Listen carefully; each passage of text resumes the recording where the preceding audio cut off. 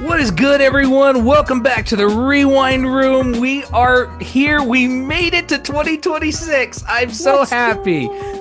Yep, 1 year down, and here we are still. We're coming up. Actually, we just passed the year anniversary of starting Rewind Room. Holy mackerel. It's amazing. I can't even begin to fathom what we've done in this last year. It's just wild. So, anyhow, I just want to say thank you to everyone who's listening for allowing us to stay on for another year, for wanting us back, and moreover, excuse me, for just allowing us to come into your lives for a little while every day, just to talk about some of the things from our past, some of the things that may resonate from you from your past, and just to relive the good old days. My name is John, and I am here today with my amazing co-host, Ramona. How are you doing?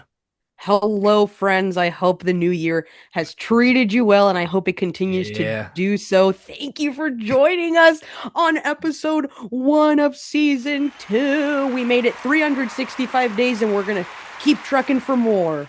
Absolutely. And before we get into the episode, I just want to say, guys, from the bottom of my heart, thank you all very much for supporting us, for getting us here. And, even though it may seem like we're a small podcast, we feel like we have hit it in our personal stride, and really hitting it is a matter of perspective. So you know what, my friend, I would say we did pretty well. We actually did exceedingly well, I'm and so proud of us. I'm so proud of us too. So I just want to say thank you all, folks, and I just want to remind you all to follow us wherever you guys get your podcasts. We are on Spotify. We are on Apple. We are on Deezer. We are on Audible, Amazon Music. We are on Outcast and Apple Podcasts, so many other places. And of course, we're also on the giant of YouTube.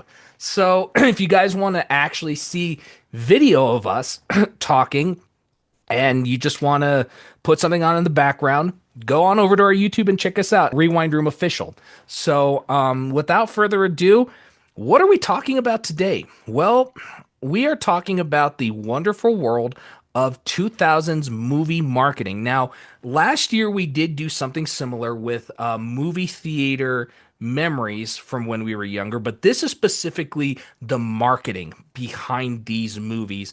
And my friend, the one thing that I find so interesting, and one thing I kind of want to kind of gauge from you is, it seems like movie marketing from the early 2000s, especially during this era, was comprised of so many different facets, and it almost feels like you couldn't really get away from movies or from the marketing of them. Wherever you went, there was something there for the next big attraction that was going to happen. Whether you went to a grocery store, whether you went to a fast food chain, whether you were just sitting at home watching TV on the web, it was always just kind of in your face. And even though it may sound kind of like counterintuitive to say that, oh, it's always in our face and we loved it. Well, we did, because it was so creative. I mean, what do you think? I think that's really kind of what I noticed, especially.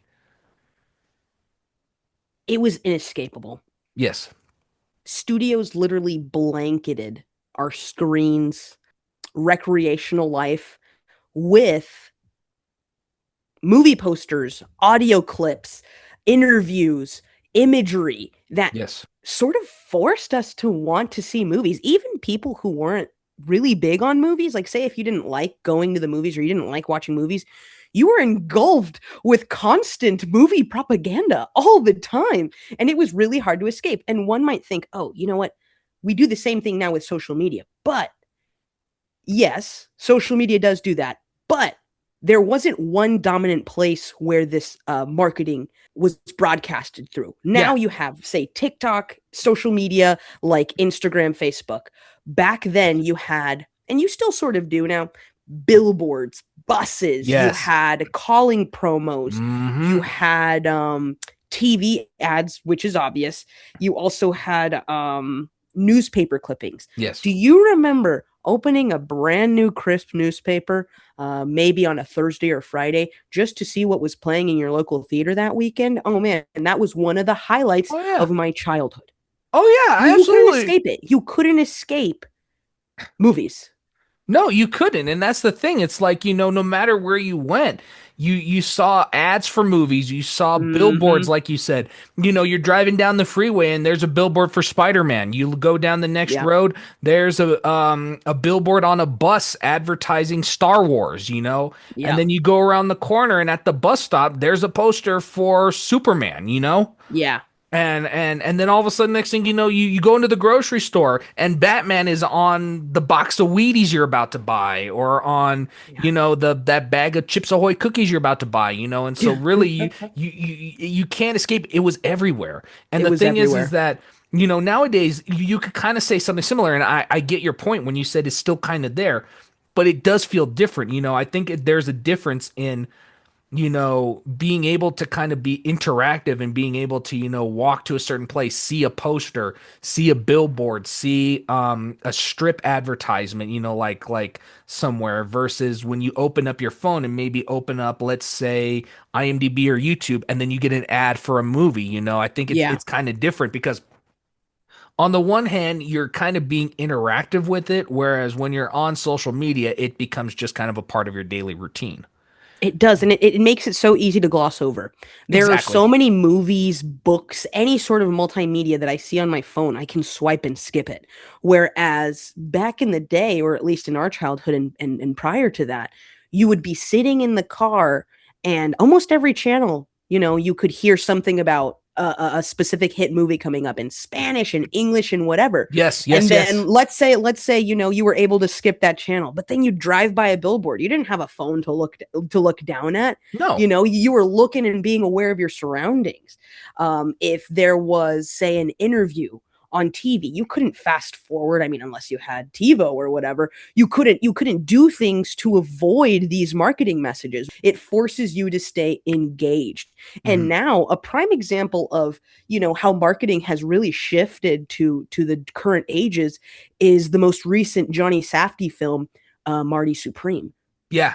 I would say 80 to 95% of that marketing was done solely through Instagram and TikTok. And a Yeah. lot of that was through videos that Timothée Chalamet, I think that's how you say it. Timothy Chalamet, yeah. Yeah, yeah, yeah, something like that. Great actor, by Um, the way. oh, fantastic actor. Fantastic Uh, actor. but he was promoting himself. And Yes. back in the day, studios promoted the movies. And it feels like now actors have to be the product that they're selling. They're really, really relying on those big face TikTokers, big face A-list celebrities to sell the movie, which is Yeah, it's cool, but it's also scary.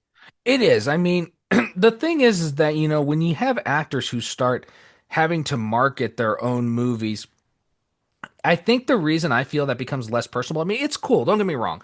It's cool to see an actor promote and be proud of the work that they did. And I'm all about that. But where I kind of run into a thing is when they're having to, basically kind of sell the movie, if that makes Yeah, sense, to kind of sell what they're trying to do when really that should be your acting speaking for that, yeah. not you as Timothy Chalamet. I want Timothy Chalamet as Marty Supreme marketing this movie because I'm going to see Marty Supreme. The campaign was primarily done through Zoom marketing. Yeah. And that's pretty cool. But you start thinking about the intentions, and now it's all algorithmic, it's all targeted.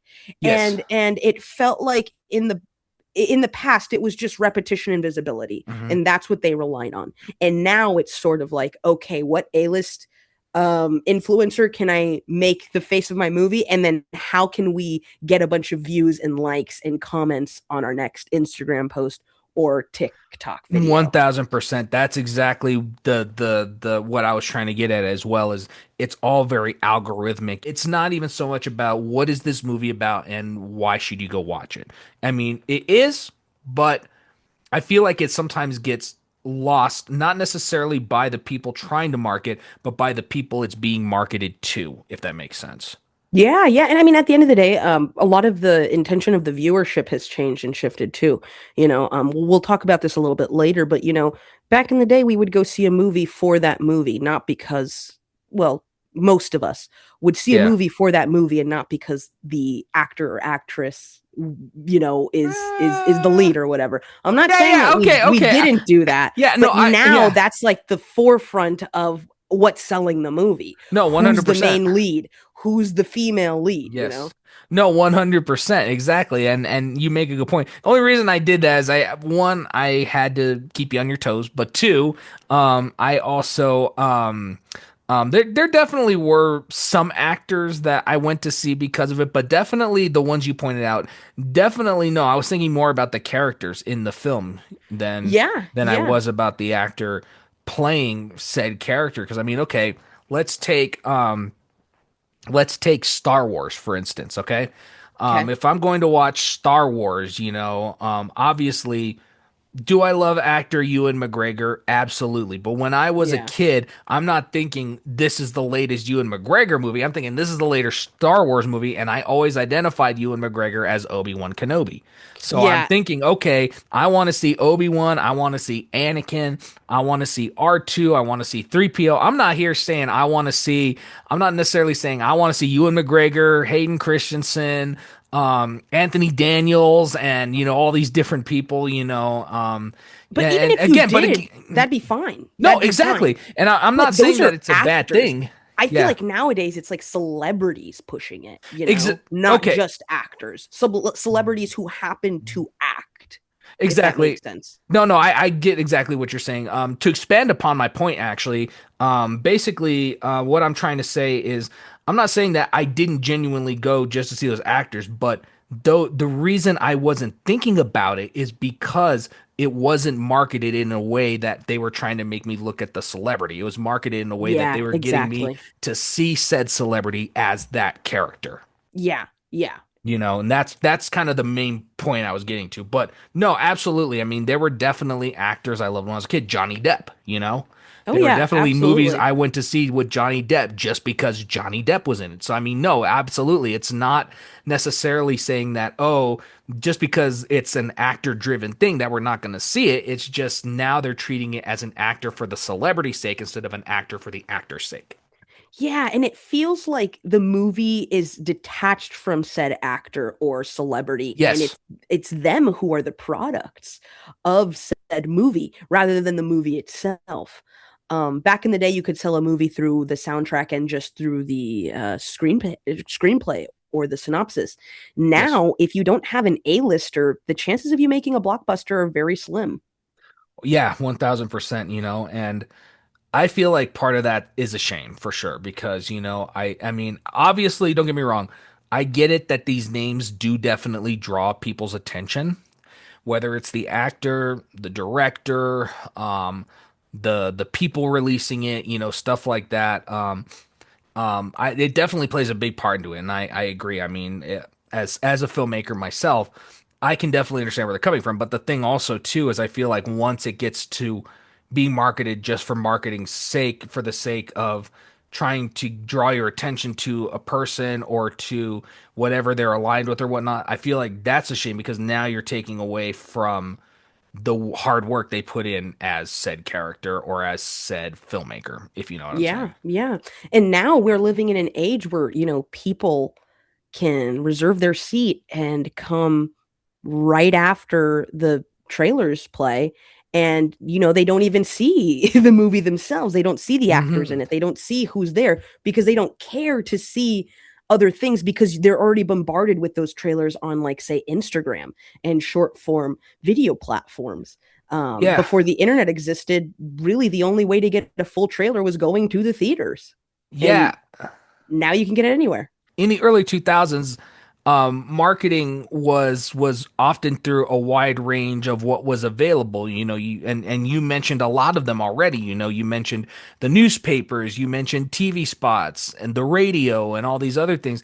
But trailers, and the one thing that I really noticed is that back then trailers were not widely available online. I mean, yes, trailers did come out online every now and then. We're going to talk about that soon, but it wasn't like you could just go to the internet to see the trailers for all the new movies coming out like you can now, Yeah. you really the coming attraction was really actually a part of the movie going experience because you actually got to see what was going to be coming to the theater soon, and it was something that you kind of wanted to take part in because that was the way you got to see what was coming out. And the thing is that when you do that, going upon all these different forms now that we have, coming attractions have now kind of become just a buffer just so you can make sure that you get to the theater, you can get your popcorn and then get into the theater when the movie starts. Yeah, yeah. I mean, there are people even protesting AMC right now with the running time of 25 to 30-minute trailers. Yeah. And, there was a point in time where, you anticipated those trailers in the most Yes. positive way. You were like, no, no, no, no, I can't miss the trailers, guys. Let's hurry up and get popcorn so that we could go Yep. sit through them and see every single movie. But that Mhm. also has to do with the structure that they make their trailers in nowadays. Yeah. Sometimes it feels like it's 2 minutes of just nothing, or it's 2 minutes of them spoiling the plot too. Yes. So I'm wondering if that, had to do with people's love or dying love of trailers. I think it kind of goes both, what you're saying. I definitely think because, for one, I remember, I don't know if you remember, there was an era when trailers actually were long, were drawn out, and basically gave the majority of the plot away. We're still Um, living in that era and we're still too. kind of living in that era, yeah. Yeah. But do you remember also that there used to be narrators on a lot of these trailers too? Nowadays, there's no such thing really. It's In a just sound effects. world. Yeah, in a world where two nerds come together, two people are gonna change the face of the internet forever. The Rewind Room. Rated R. No, I'm just kidding. Rated R. Yeah, it's short and sweet, but also that element of mystery is what also drew people to the Yes. movies. Now I feel like everything is so transparent, whether it be through interview or through this or through that, that you basically know what you're going into, and it leads to, misled expectations. I mean, look Mhm. at the theatrical release of most movies. Sure. Do they leave a lasting imprint? And I'm talking about majority. Sure, there might be a Mhm. few, but do they leave an imprint in your mind that makes you want to go back and rewatch? Probably not. I No. know more people than not who don't rewatch movies. And that, I think, also has to do with how those movies were marketed in the first place. Well, I mean, okay, let's take a look at, just real quick in hindsight, look at the marketing for Avengers Infinity War and Endgame. Are two of the Okay. biggest examples because here's the thing. Endgame had a lot of mystery to it, obviously, because that was the big conclusion. But Infinity War's trailers told you that something crazy was going to go down, and I already had the notion in the back of my head when I went in to watch this movie that Thanos was going to win, basically. Okay. And I know people are probably going, oh, spoilers, guys. This movie came out in 2017. Come on. Yeah. If you haven't seen it and you're hearing this for the first time, that's on you. You had 4 years to watch this movie. I'm spoiling the crap out of it. And I'm spoiling the crap out of Oh, Endgame man. too. So consider You that had your warning. 9 years to watch You this had movie. 9 years. Exactly. Yeah. I didn't realize. That's crazy that coming up in a couple years that it's going to It'll be be the the. decade. Oh my God. That's crazy. And then with I Doomsday know. around the corner. I Okay. know. And how mysterious Doomsday is too. No, absolutely, and whatnot. But and Doomsday's actually doing a very good job of being mysterious, I have to Oh say. yeah. I Marvel does did. a pretty good job of maintaining a consistent flow with their marketing. Mhm. I mean, I can't talk about how they present themselves over social media, but for the most part, with their trailers and then with their mid-credit scenes and stuff, they Uh-huh. they they keep it alive and they keep it fun. Yeah, exactly. But coming back to Infinity War, I already knew that this movie, the Avengers were going to lose because there's so much in the trailer where you see him being bogged down. You see Thanos just being this overwhelming villain, and you see that the Avengers are split because remember in Civil War, Tony and Cap went their own ways. So it's kind of like this is going to be a dark film, and I'm already going in saying, "Oh my gosh, they're going to lose." And I know a lot of people when they're watching that gasped when he finally snapped his fingers. I'm like, "Come on, I saw this coming already." Oh, yeah, yeah, You for know, sure. whatnot. So I guess that's kind of where I see that as well. But there's a lot of other marketing, like you said, that it doesn't feel as sincere. I guess is what I'm trying to say. It Yeah, feels kind of like more it just feels like desperate. it feels desperate, and it feels more like give me your money and watch my movie is what it feels like. what they're trying to do is get you to the box office, and that's it. That's They're it. not trying to create any lasting effects for it. Whereas early 2000s and prior, the marketing for that sort of forced you to anticipate it for so long, Mhm. and then you'd see the movie, and then you'd have the opportunity to rent that movie and then Exactly. continue to help Mhm. that studio and the actors and the directors and the production make money off of it. Yep. And because they took away DVDs, because they took away many of the Yep. platforms for revenue for movies, studios don't really care about making the best trailers now. They don't care about casting the best leads. It's all about who can we get to come in the first weekend of opening weekend, and what's the next movie that we can profit on. Yeah, exactly. And okay, I'm going to come back to Doomsday for a second. I mean, look at how they're doing that. I mean, the marketing on Doomsday's end is great, but look at the movie. They stuck all those advertisements in front of Avatar, and the thing Oh, is, that's a fair there's a point. Okay. lot of people who are probably just going to the theater, buying tickets for Avatar to watch the trailers for Doomsday, and then they leave. And Disney is probably thinking, "Oh, they bought a ticket. That's just more money in our pocket," you know? Yeah. And Yeah. I didn't think whereas about it that way, yeah, but yeah. whereas I'm sure James Cameron even is kind of like, I want you to enjoy what I'm doing, and he's an Yeah. auteur, so of course Yeah. he's probably thinking that, Yeah. and it kind of goes tandem with that. I mean, again, I think they're doing a fantastic job with the marketing for Doomsday, but at the same time, I'm like, attaching it to Avatar could possibly hurt that movie. Now, I'm not saying it's going to hurt the movie. I mean, the first two are some of the biggest, highest grossing movies of all time. Of course, it's going to bring in a massive margin. Um, but at the same time, it's just kind of like when you look at it that way, you start to kind of think about, what's the real intention here, Yeah, I mean, well, given Disney's track record of just quantity over quality, you Yep. can't really expect anything from them. But also, I'm expecting to be surprised in the best way too, because Doomsday was the leading up point after what Phase 6, Yes. and Think we Phase 6. as yeah we as viewers of Marvel have been anticipating it, but will it draw new audiences given the Yes. mystery? That too, and And that's the thing. People you who know, haven't seen the past Avenger movies, people who haven't seen Infinity War, people who haven't seen Endgame, but more so those who haven't seen Age of Ultron or OG Avengers. yeah, for sure, for sure. And as much as you and I really like intentional, at times mysterious trailers, Yep. I think we live in an age now where younger people and older people too need to be spoon fed everything. Unfortunately, yes. And I think a lot of it is because, I think, and one, social media and brain rot and a lot of stuff like that Brain contributes rot, to yeah. it. I still don't understand what brain rot is. That's how old I am, folks. Don't try to explain it to me. I will never get it.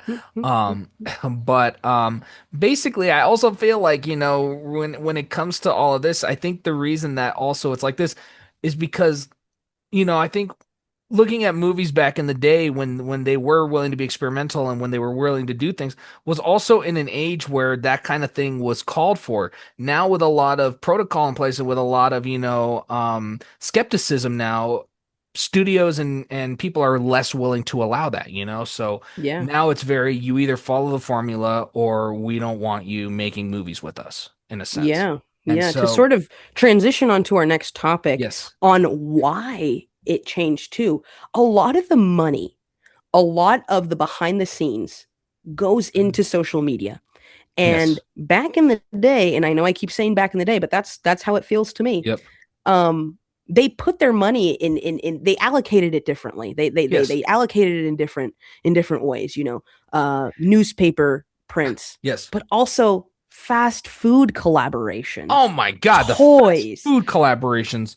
Oh man, it was an experience that, like we said earlier, you couldn't escape. Even if you went to go order a meal from McDonald's, Burger King, whatever, you name it, Yeah. you were still being bombarded by advertisements for those movies. Subtly more for children if you have Yeah. toys and whatnot. Yeah. But nowadays, when you have a collaboration with, say, Burger King or McDonald's, it's sort of like a niche. You're like, oh, this is so cool. Like, what? And back in the day, that's what happened for like almost Yeah. every popular movie. No, for real. I mean, okay, fast food joints. I mean, do you remember when Burger King was the champion of many fast food joints? I mean, it wasn't I mean, McDonald's has still always had that monopoly, but when Burger King was actually good, and remember Burger when King is my favorite. you still like Burger King? I still love Burger King, man. You should see the Burger King here. It's like almost dead. Oh man, I know. I got the into the spy or across the Spider-Verse burger from there. That's awesome. The thing with Burger King, though, that I will give them, they go out They go when all it out. comes to movies, especially when it comes to these movies of the early 2000s. Yeah. Literally every superhero movie got in on this franchise. Spider-Man, X-Men, Fantastic Four, Superman, Star Wars, everyone. Lord of the Rings, I think, even got in on the action. And almost every cartoon or animated feature had some sort of toy or symbolic memorabilia that you could buy at one of these places. Yeah, And you absolutely. couldn't you ate your meal and then you took your toy home, and if you were a kid like me or like John, I don't want to speak for you, but this was my No, let's go. experience. Yeah. You'd take your toy and you'd go see that movie with that toy that you bought at McDonald's or Burger King or whatever. Yeah, absolutely. I absolutely did that. I'm not I even gonna can't tell lie. you how long I wore my Star Wars Attack of the Clones and my Phantom Menace watch, along Oh, with I remember those. the Yes, ones I that they had one as released for well. Revenge of the Sith, too. Yes, yes, And that's something that you carry with you. So you yourself become a marketing canvas for these movies. absolutely. I But mean, now okay. you don't see that anymore that often. No, you don't. And okay, I'll give you another example. I don't know if you remember when Star Trek came out, the one with Chris Pine. I think it was around like Oh, 2009, 2010. the Abrams film? Yeah, The yeah, yeah. Abrams film, yeah. Now here's the thing. I am a big Star Trek fan. I don't know if I'm a huge. I'm not a Trekkie by any means, but I mean I love Star Trek. I've seen all the movies. I've seen the all of the original show, and I'm still trying to get caught up on Picard and some of the new stuff. But during when that movie came out, Burger King had this crazy cool marketing campaign where they had collectible glasses. Now, I'm not talking glasses that you used to see. I'm talking glasses that you drink out of. And Oh, whoa. they I don't had remember these. okay, yeah, it's all good. When this movie came out, they had a set of these, and you had to buy some kind of certain meal in order to get one. And they had different Mm. kinds. They had ones with Chris Pine as Captain Kirk. They had ones with Spock and other members of the USS Enterprise, but the one I had was Captain Kirk. So And they were just images on the glasses themselves, correct? yeah, so it was a Okay. picture. So the one I had a picture of the USS Enterprise on one side, and then you flip it around, and then it's Chris Pine as Captain Kirk. Oh man, that is cool. And they were Oh collectible, and man. I had one, and I don't know for the life of me where it went, and I'm so sad about that because that was one of the biggest parts of going to eat at a place like Burger King. Yeah, well, when you're younger, you don't think to appreciate these tiny things because you I don't know. you don't Yeah. assume that they're going to be gone when you're older. Yeah. Um, I mean, I was super excited about the Grinch McDonald's collab and the most recent SpongeBob Burger King collab. And but Oh, I that's because forgot we about don't that. we, Yeah. we don't see it that often, you know? I mean, We you'll see it don't. for a couple movies here and there, but when John and I tell you that it was for almost every big popular movie, It was. we mean it because it was And like I said, it wasn't they didn't just have things for kids, they had things for adults like the Star for Trek adults too. glasses. And like, Exactly. it's like okay, the kids can collect the watches, the little toys, little figures, and adults can get, sweepstakes. They can get deals. If you scratch off stuff on the cup. Remember when they had the thing Yeah. scratch off the cup, scratch off the little scratch thing on the cup, you could get a discount, stuff Yep. like that. Yep. And Yep. and and it was just so amazing, and is wild. And then another thing that was interesting too, I don't know if you remember too, when it came to fast food was it wasn't just Burger King. I know Star Wars Episode 1, they really went out with the marketing on this one. And actually, Oh yeah. I always like to say that They 2000s had movie, to. exactly. I like to say 2000s movie marketing actually started in 1999 with Star Wars: The Yeah. Phantom Menace because Yeah. I can see that. I mean, okay, the original Star Wars movies obviously had massive campaign tie-ins just like these, and really Star Wars was the series that started a lot of this kind of stuff. Well, the late 90s were precursors to what we got to experience in the early 2000s Yes, because they actually arguably went harder in the late 90s than even in the early 2000s, they but that did. led and paved the way for us to experience That what we same level of experienced. excitement. Yeah, exactly. Because Exactly.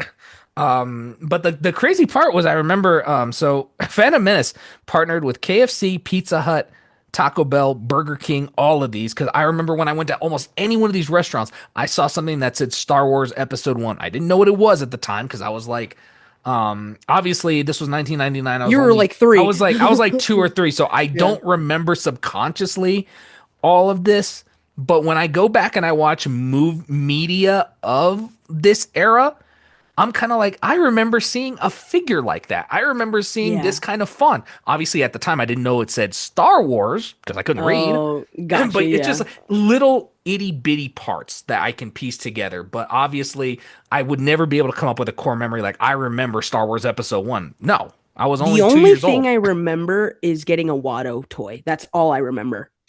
A That's Watto. literally Oh, Watto, that's Watto. Yeah, all yeah, I yeah. remember. Okay. And I remember a lot of the commercials. For now, the commercials I really remember was Star Wars Episode 2 because that was 2002, and by then I was 5 years old, and that's kind of where I started to get a bit of a memory. And the only reason I remember that is because I remember the ads that Burger King would put on for the Okay. Star Wars films. Yeah, but I remember Episode 1. They really went hard with their marketing. In fact, they actually had to scale back because of how crazy they went. I wonder how much they spent in total. Oh, I'm sure they Uh, spent a lot. yeah, millions upon millions. But they sort of had to, reclaim their title when it comes to Star Wars content because you had seen a 15-20 year hiatus? No, not well, Yeah. yeah, pretty much. And then, Um, yeah, and I don't know if you remember also the film I would say after Star Wars that really picked up on it too was Spider-Man.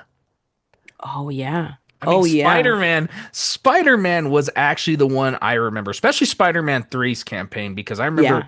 Burger King decked out their whole restaurant in the symbiote black. Yeah. All of the cups were of the black symbiote, Yeah, and and literally, also they had cups to where if you I think it was Burger King where if you heated them or added ice, they turned black. yeah, I think that was Burger King. I think you're right. I think that was Burger King. Yeah, I so believe so. I believe so. yeah, and so it's just wild to think Yeah. about how all of this comes into perspective in order to, market just a simple movie. And with Spider-Man, I think Yeah. all three went through Burger King. I think Spider-Man, Spider-Man 2, and Spider-Man 3. I only remember Spider-Man 3 because Spider-Man 3 was probably the one that had the hardest marketing campaigns of all three of those movies. Yeah, I remember you and I actually didn't know that up Mhm. until maybe 3 episodes ago when we were Really? talking about the movie going experience in the Right, right. theater. Okay, yeah, You yeah. had let me know that it was, big in marketing. Then I did my research and I was like, oh my gosh, I lived through one of the biggest eras of marketing for a Spider-Man movie, let alone an action movie altogether. 1000%. And then, aside from fast food restaurants, a lot of regular food companies also got in on Hmm. this gig Oh as well. yeah. I mean, you go to the grocery store and you go to buy a thing of Cheez-Its. There's Spider-Man, there's Darth Hmm. Vader, Yeah. there's Wolverine, Yeah. and you On really cereal boxes, on on soda cereal cans, boxes, soda everything. cans, everything Even was cheese pushed. sticks. Yeah, even cheese sticks. And you know what's crazy is even in the day, they would market like, okay, let's say you're going to have a soda, and then the next thing you have, hi, I'm Peter Parker of Spider-Man, and I drink Dr. Pepper. Dr. Pepper's what gives me the good to go web slinging throughout the city and be able to say, to do my job the best way. Have a Dr. Pepper, kind of something like that. And Dr. Pepper was actually a huge market push for Spider-Man, the first movie. I don't know if you were aware of this, but Dr. Pepper was very much a big asset to their marketing.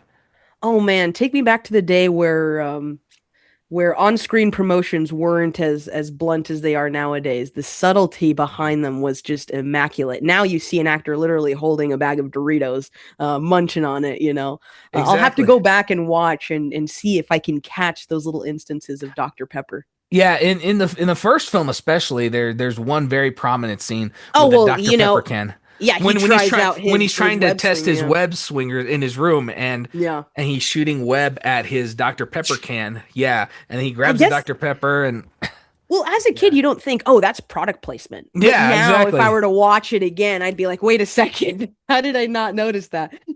1000%. And the reason I know Dr. Pepper so much is because that was in my fridge most of the time when I was a kid. Was Was that your Dr. go-to? It was my parents' go-to. Your Um, parents' go-to? well, my Coca-Cola mom, did some really good crossovers. my dad really liked Coke. He was a Okay. Coke drinker, and my mom was a Sprite drinker. But every now and Oh then yeah.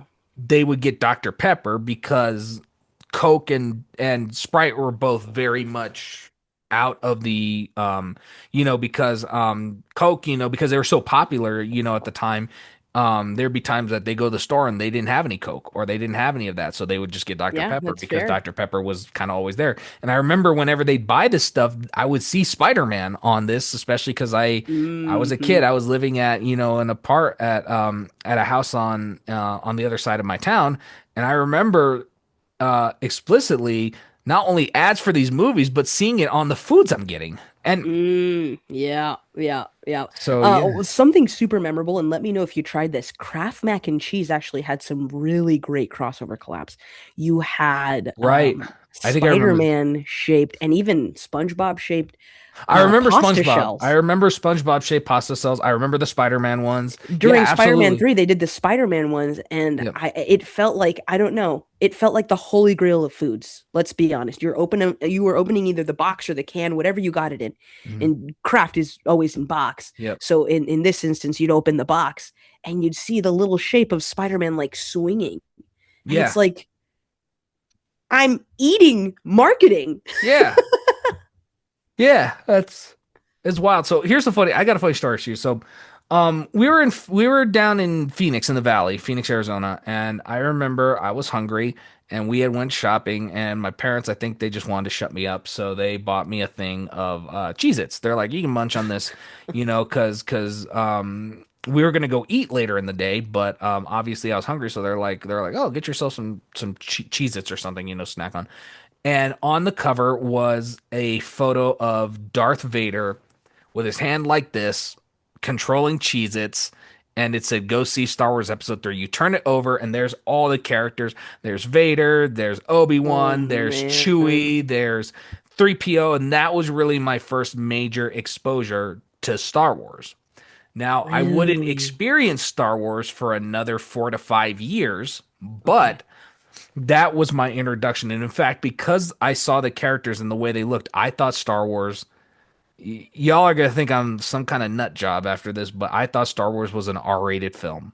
I literally thought Star Wars was R-rated because I'm like, these guys look creepy, these guys look weird. Like, there's no Well, way Darth kids can see Vader's this. kind of scary. If you don't know Darth Vader and you're a kid, he's kind of scary. Especially if you watch the OG Darth Vader, Oh yeah. yeah, That's scary. I find your lack of faith disturbing, you know. and stuff like that. But no, it's that was my first real exposure to Star Wars. And my mom, of course, had to come tell me. She's like, "No, this is like PG. This is like a family thing. Like this is huge, you know?" And the fact that you were introduced to Star Wars through food marketing Yes. is amazing because you didn't have to say open up your phone, which I'm sure you didn't have a smartphone at that age. And Smartphones didn't you exist really, aside from exactly, BlackBerry. yeah, with a big keyboard and whatnot. Yep. But you could go to the grocery store and be enticed to go see a movie because of that. I remember cereal boxes back in the day, and also now too. You see them sometimes. You can collect a cereal box, and it's purposely a character from that movie or whatever, and it's a cutout, and you can cut it out and collect them. So not Yeah. only could you use the product, but you could take it home with you and keep it forever. And that is cool because not only is it leaving a mark on you presently, but Yeah. 5 years from now, if you still keep said collectibles, you're like, oh yeah, I remember the Yep. release of that movie. Oh Hmm. yeah, I remember this. Where nowadays I find myself being like, oh yeah, that came out 2 years ago. Yeah. Oh yeah, that movie. Oh, okay. Yeah, yeah, that movie. And now if you're a collector of things, you could say for myself in the background, I don't know if you can see it, these are collectible popcorn buckets. Oh And yeah. I'm really glad that Cinemark and AMC are, and sometimes Harkins, work to create these immersive physical experiences that you can take home with you as a subtle reminder to those movies. The Toxic Avenger canister right there, Yep. Toxic Avenger was an awful movie. I actually haven't I seen it, think but it's I've awesome, but just no, the most recent oh, one with the Peter the new Dinklage. one. Oh, yeah, yeah, Yeah, yeah. no. I love the original Toxie Trauma films, but the Trauma, yeah. remake I heard was deplorable, and this will always remind me of that movie. Even if I don't want to, I'll always be reminded of it if I keep this. And that's Yeah. just the power of marketing. And, spending money on marketing like that is so smart because at the end of the day, you can put millions upon millions of dollars on boosting and promoting on Instagram, TikTok, Facebook, all of those things. But at the end of the day, you're not making a lasting mark unless you're doing something like this. 1000%. I mean, like I said, Star Wars introduced me through marketing, but another big collectible that I had too was I don't know if you remember from Spider-Man when Spider-Man 3 came out in particular again. Um they released a lot of these toys around this, and one of the toys I had was a limited edition web shooter. And basically, there's a thing you strap to your arm. You put a little web thing in it, and you could I do had that this too. number. I had that too. You do not It was know silly string. how. It was silly You do string. not know how pissed off I made my parents with this thing Yep. because I get silly string everywhere. And then Hmm. I actually took a camera, my old family's camcorder, and shot video of all the Oh. webbing trying to recreate the opening title sequence of Spider-Man. Oh, that is so. You're trying to write out the word Danny Elfman with your. Yeah.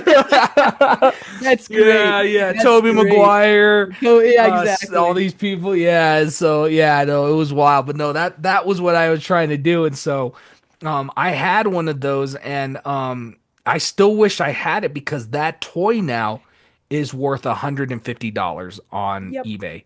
Yep. And I know Not to 150 mention, might not sound super steep, but it's steep for a toy, I mean, especially for if that something toy that was worth was like 15, $20. exactly, I was gonna say in the day it was worth like 10, 15, $20. Now it's worth over $100. It's just wild. And actually just the thing Mm. of that web fluid is $50 alone. Oh man. I mean, a huge market that you see alive to this day are Lego enthusiasts. Oh yeah. And I was a Lego enthusiast when I was a kid as well, just as much as I am Oh yeah. today. 100%. And most of my sets were popular movies that were about to come out. And that Star alone was Wars, also Spider-Man, literally, X-Men, Harry Batman, Potter, Harry Potter, Lord of the literally Rings. everything. Yeah. Exactly. I mean, you had the little set of uh, Obi-Wan and Anakin on Mustafar. You had the second film scene, subway scene with Doc Ock and Spider-Man, and then you had the Prisoner of Azkaban monsters book Yes. or Okay. whatever Yes, that one set. I explicitly remember that because one of my good friends actually had that, and I helped her put it together. Yeah, and So, it's crazy because you could take that experience home. Like, say you watch the movie, you go to Target right after and you see it, you're like, oh, I can experience this at home too, and actually be a character in it too.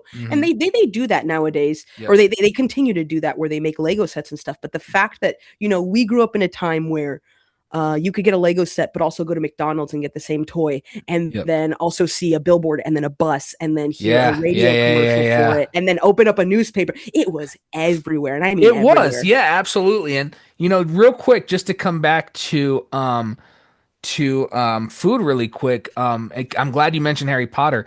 I don't know if you knew this. Krispy Kreme actually got in on the food action with Harry Potter releasing a set of Hogwarts style donuts.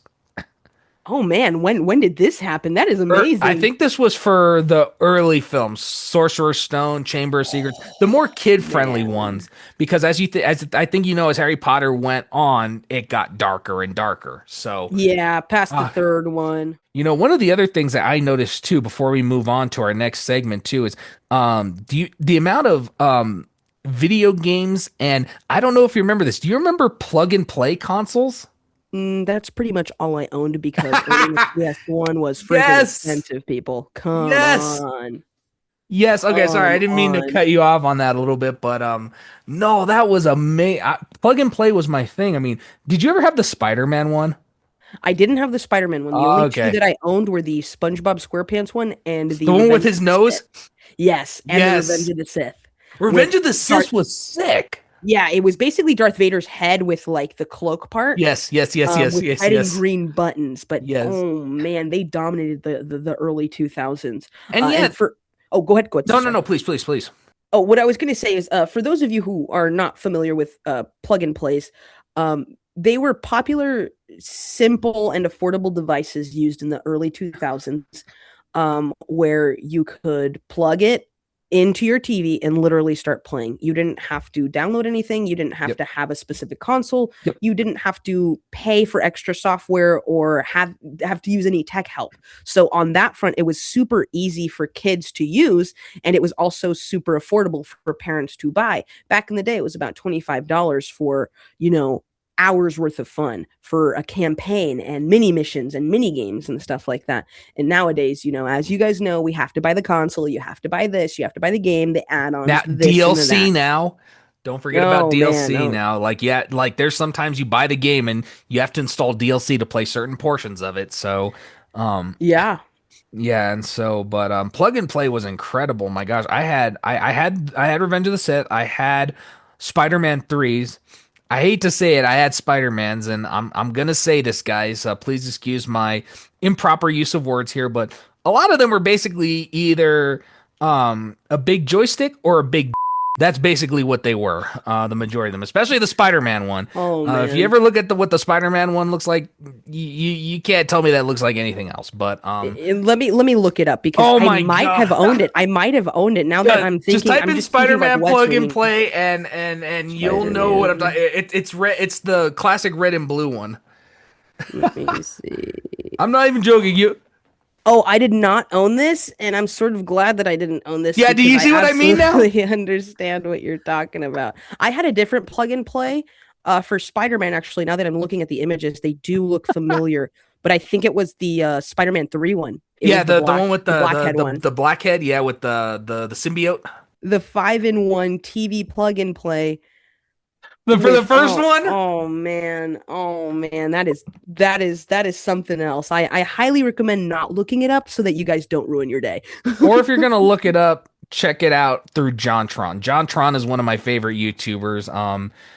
He does a lot of these like video game movie kind of reviews and stuff like that, and he's actually the one that kind of brought that to my attention. That a lot of those look basically just like a penis, Oh so man, it's I wild. mean, I'm sure it was intentional. It has to go through board meetings. It has to go through trial runs and tests, Oh, and sure. I mean, but again, it's a joystick. Joysticks were yep. common, and like obviously when you're a kid, you don't have that dirty mind, but now when you're an adult, unfortunately, I'm that's not gonna lie, I've never seen a joystick that looks like that though. So it was intentional for sure. like it's I'm kind of used to like like the ball with the tiny stick, I'm yeah, used to that's what that, I'm like the used old to. Pac-Man, OG Pac-Man. And Yeah. it's funny enough, I actually have a Pac-Man plug and play behind No my way. my my computer. Yeah.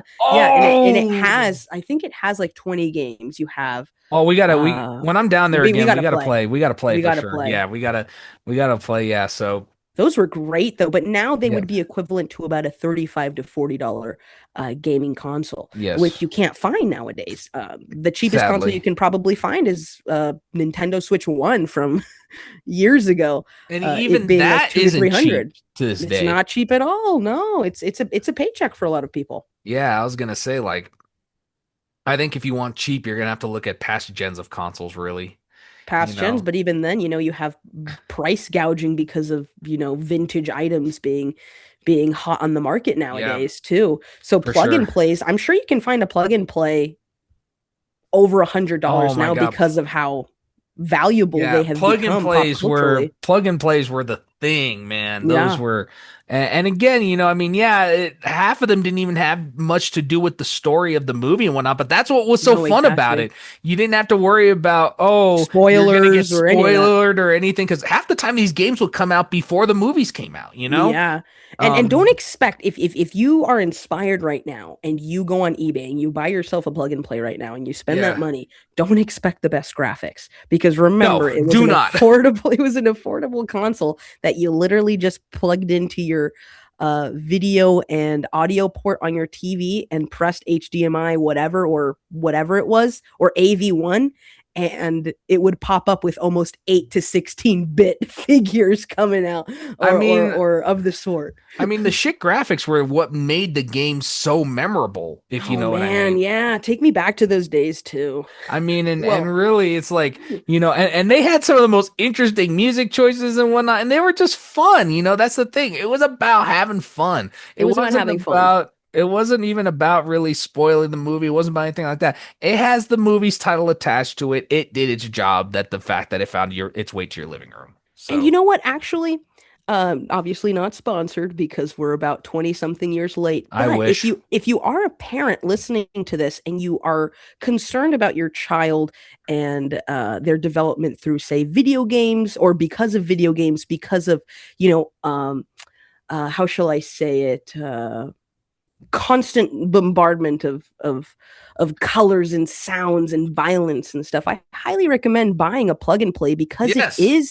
it does take you back to a time where things weren't so hyper colorized or the sounds were overstimulating and the graphics were just violent for the sake of violence. Yep. um I think that's a really good way to start your kid off on video games as a Yes. plug and play because Mm, it's simple, it was at the time affordable, but also you don't have to worry about them getting pop-ups or using your credit card to buy skins or this or that.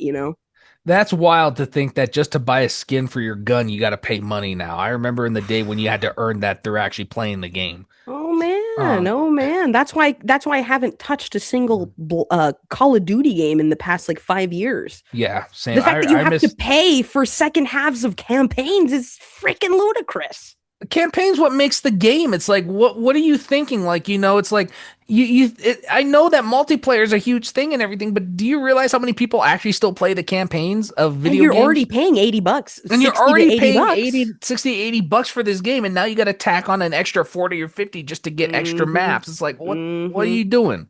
Mhm. Oh man, you're And it's preaching to a wild. choir right here. Oh man. Absolutely, absolutely, 100%. But we talked a lot about how these movies were marketed and really looking at all these old-fashioned forms.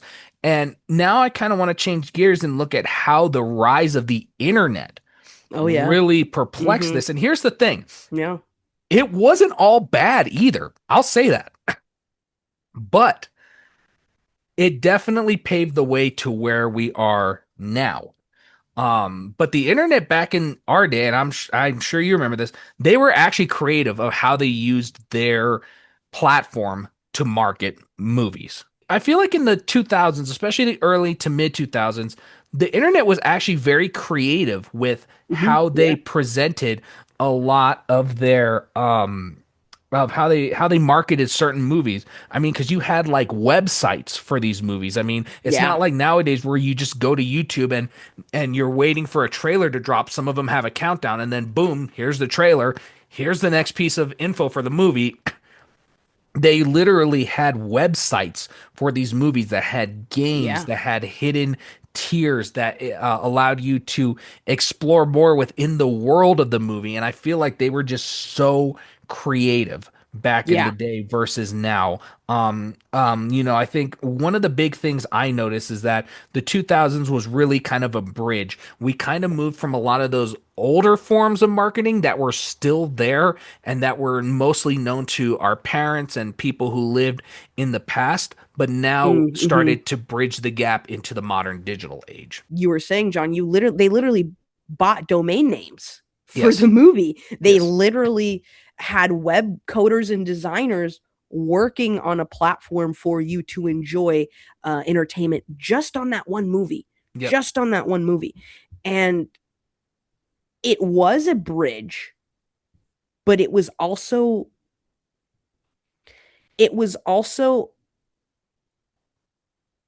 a literal tangent Yes. that it took it on, so that we rely on the internet for it. So Yes. at the beginning, it was, I understand the intention. It's a new age, a new millennium. Mhm. Um, you want to use all the internet, or all the, Then excuse me, technology yeah. available to you, and the internet was one of those Mhm. tools. Yes. But it sort of got muddled when you started relying on advertisements to even keep those websites up, and then studios had different priorities to be concerned with. Yes. And I wish you could go back to a day right now where you can just type in, for example, Avengers Doomsday or doomsday.com, and Yes. it be dedicated to that. But right now, it'll take you to Disney Plus, and Disney Plus, you have to get the subscription to get the trailer, and the trailer leads you to the YouTube, and the YouTube leads you to the Instagram. The Instagram leads you to Robert Downey Jr.'s Instagram, and it just Yep. feels like you're in a land of chaos. Whereas back in the day, you could type in uh, whysoserious.com for the Oh. Dark Knight, Oh, and it's literally just a blog for the Dark Knight. Mhm. I'm You gonna get know, in. Go ahead.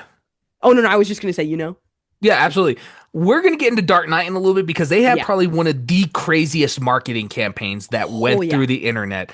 We will oh talk. yeah, In fact, we could probably do a whole episode on that, and yeah, know that we probably will in the future. yeah. But for now, we'll talk about that in a minute. But I absolutely agree with what you're saying. I think it's absolutely it makes a lot of sense. Really, when we kind of look at this, obviously, um when it was dedicated to the movie, it was about marketing the movie for the sake of the movie's sake, for getting you Yeah, to go watch it, but not just for you to go get a ticket to go watch it, but to get a ticket and to like the movie and to and to like it. actually Yeah. embrace yourself within the world. So then you actually feel like you're a part of it yourself, and that's what makes movie going so much fun. Well, it was Is a process. You were yes, sold the movie the first time that, the trailer came out, or you yes, heard about it on the news or in the newspaper.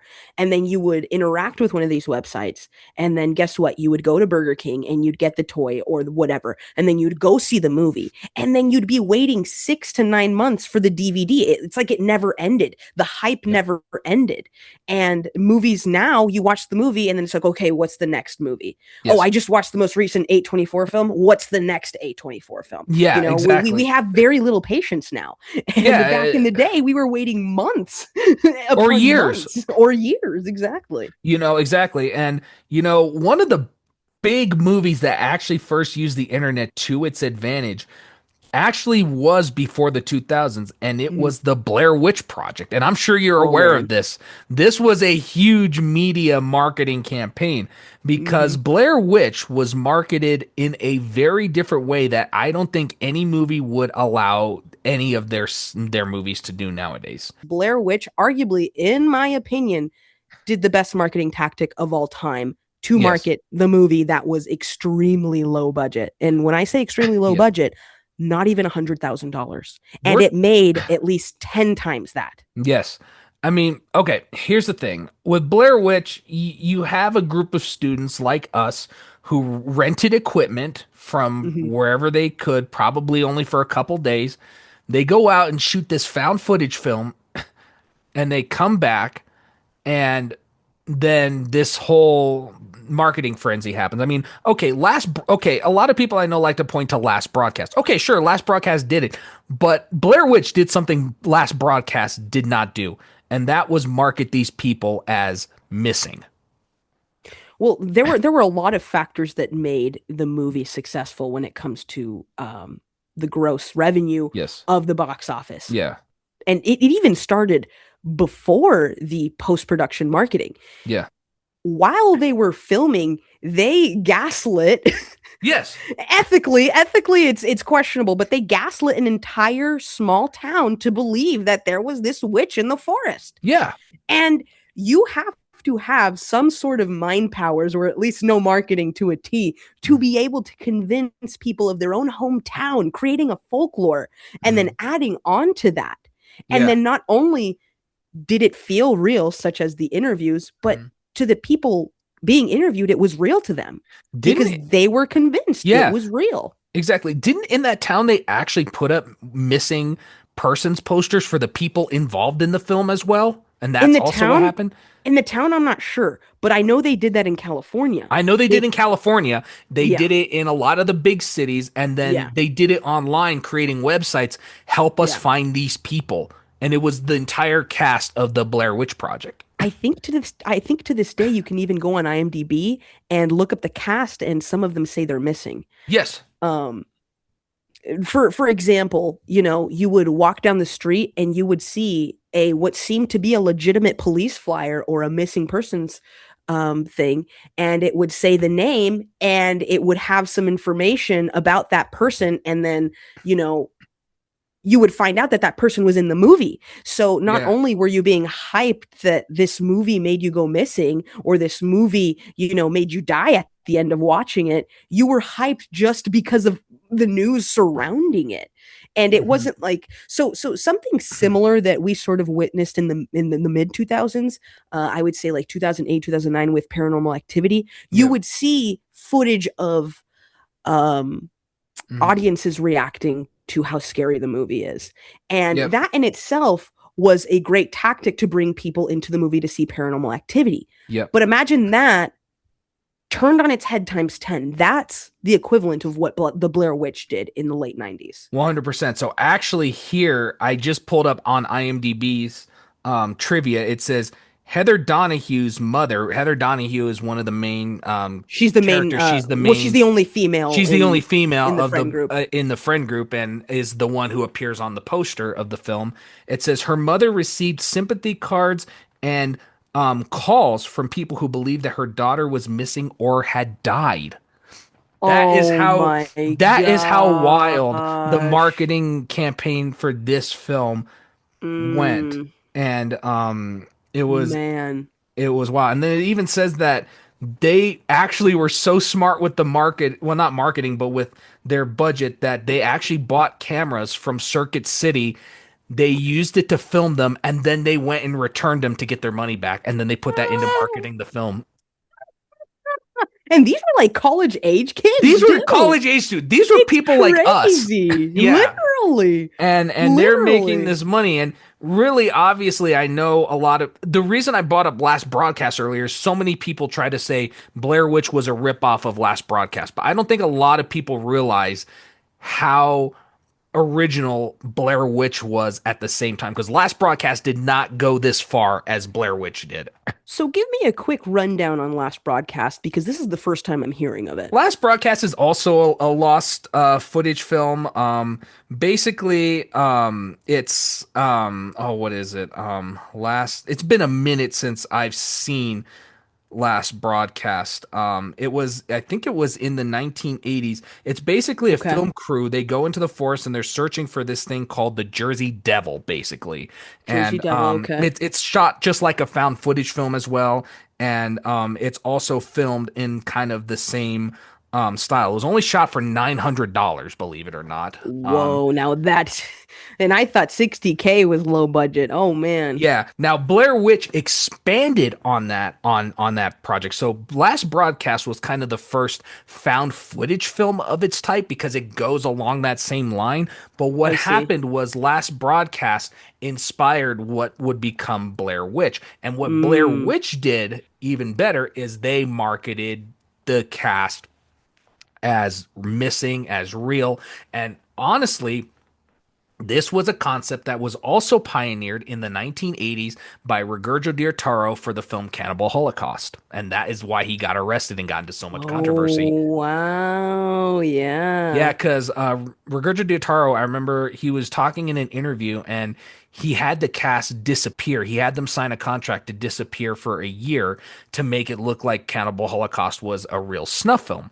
No, Well, yeah. well, I be, thought it was when I first watched it. yeah, and because of that, he got arrested and he was actually charged with murder. And they thought that he actually went and killed these actors and everything. And then he had to appear in court. And then later on, he appeared on a talk show with all of the cast members to prove that it was indeed a That they film. were still alive. Yeah, And I so think the only flack that he got from that film that was real was the murdering of the turtle.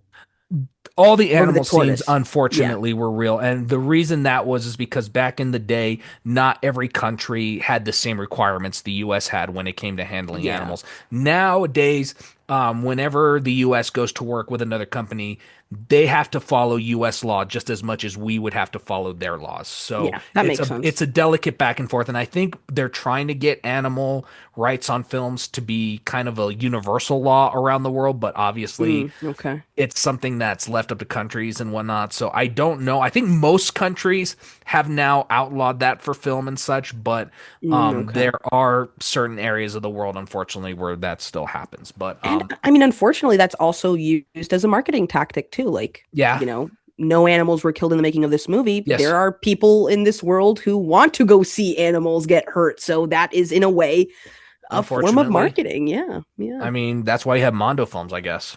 Oh yeah. Yeah. Yeah. But you're But signing up for for a well, Mondo, plethora you're of other signing things up there. for seeing Yeah. everything basically. Yeah. Yeah. Um, Unfortunately, it's of the lesser evils that you end up seeing in a lot of Mondo movies. Exactly. But Blair Witch was the big one that did that. But the other one that also did a big one was The Lord of the Rings was one of the first movie franchises Ooh. to post their trailer online before they released it in the theaters. Whoa. They posted it as early as April 2001 Whoa. online and on their website, and within 24 hours it had 1.7 million downloads for Oh Fellowship of the man. Rings trailer. Yeah. Oh man. So That's insane. yeah, and I mean, can you imagine? It's like people didn't even realize that this was gonna happen. Like, obviously, there had been marketing and announcements that Lord of the Rings Tolkien series was going to be turned into a movie. But can you imagine when people are like, "We have the trailer, we have the trailer," and they're going, "This movie doesn't come out till December." No, we got it right here, you know. And Yeah. then you go online, and sure enough, there it is. Boom! You hit download, and there it is. Man.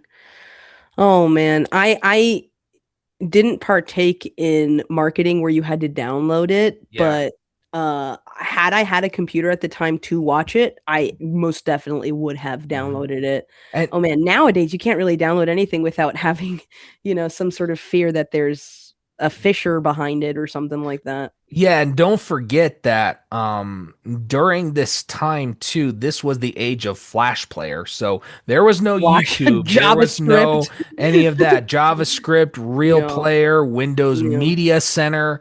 Oh And you yeah, had to have yeah. the Flash installed, and the only way you could Mm-hmm. watch it is if you downloaded it and opened it in one of those programs. No, So it yeah. wasn't so much you downloading and stealing because you couldn't really go No, upload yeah. it or sell it anywhere. I mean, unless you were a pirater, but even so, they're probably figuring it's a trailer. We don't care. Even if they pirate it, like it's still gonna get the word out. So just don't Yeah. pirate our movie, but do what you want with the Yeah. trailer. So, Yeah. but Harmless. absolutely. And then the other thing I remember from those websites. Do you remember all of the games that were on those websites? The Flash games. Do you remember Flash games? I remember Flash games, but I don't think I ever had the opportunity to go on a movie website and then play games. Oh, I've so been on you movie websites, but not to play games. also you never played stuff like Spider-Man 3's The Battle Within or No, Harry Potter's Sorting House game or anything like that. no, no, Oh, no, wow. no.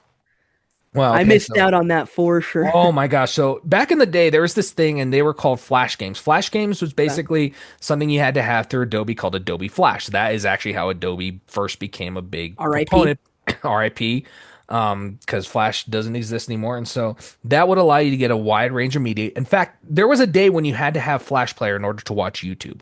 That's wild to think about. Whoa, I And didn't know that that. was from like I think 2005 when they launched to around 2007, 2009, and then they finally went Okay. flash free. So then you didn't have to have a flash player anymore because YouTube then Whoa. started to take off, obviously, at Yeah, that point. Because yeah, around that time, that's when you start getting YouTubers like Fred, Smosh, the beginnings of Smosh, I should say, yeah, and a lot yeah, of those big YouTubers that would become long before PewDiePie and Mr. Beast and all these other YouTubers, yeah, but. yeah. Um, but yeah, it was wild. But Spider-Man, had some really cool ones. I remember Spider-Man 3 had this one called The Battle Within. You had to battle all three of Spider-Man's foes from the third movie. You battled New Goblin, you battled Sandman, and then you had to battle Venom. And basically what the whole thing was is that it was like Spidey needs to dodge Harry Osborn. He's coming around with his arm blades, and then he comes, and then they slow it down, and then you have to click the spider, and you have to get as close to the center as you can the closer to the center you get it, the more that you'll be able to avoid the attack and move on. If you miss it, you get only 3 lives, so then you have to go do another life. Or if you click up in the top, it uses the symbiote power, which deducts some of your points because obviously symbiote supposedly is bad. So Oh man. I'm yeah, I'm not having flashbacks. I don't yeah, remember this, yeah, yeah, but yeah. I know for a fact I would have freaking loved that. It was epic. Yeah, I'll have to send you some footage of it because I think they still have it on YouTube of this game. They had one called Photo Hunter 2 where you had to work as a photographer and Spider-Man would like pop his head out and you had to take a bunch of pictures of I think him. I've played that actually. I think I've played Yeah, that. there we go. You got one. Yeah, yeah, yeah. Oh So, man. Okay. I think I just have to watch a YouTube video of some people doing gameplays on them, and mhm. then, all the memories will start coming back because holy cannoli. I can't see myself as missing something like that. So I might have played it and then just forgotten about it. Oh Yeah, man. 100%. And then the thing is that with Harry Potter, they actually allowed you to get sorted into your house based on your personality. Basically Pottermore 1.0. To where you Now didn't have to. Pottermore and I have used Pottermore, yeah. Oh, I have too. I mean, I used Pottermore when I sorted myself into my house. But anyways, back in the day, you would take a personality test on the Harry Potter website, and then it would sort you into your house based on your personality. Oh man, that's too cool. The only one that I remember, and it wasn't a game, but the only website I remember going on was for the Jeepers Creepers 2003 release, which Mm. is now confusing my memory just because a couple of episodes ago, I think it was maybe 4 or 5 episodes ago, I said that I got my first home computer in like 2005. Right. So I might be misremembering when I got my computer. So if you're uh, tallying my contradictions, I'm trying to clarify that it could be a little bit muddy in my head. But I do recall before the 2003 or on 2003 or in 2003 when Jeepers Creepers 2 came out, I logged into jeeperscreepers2.com. And it was one of the scariest things that I'd ever done. Like I remember It was how much my scary. heart was pumping.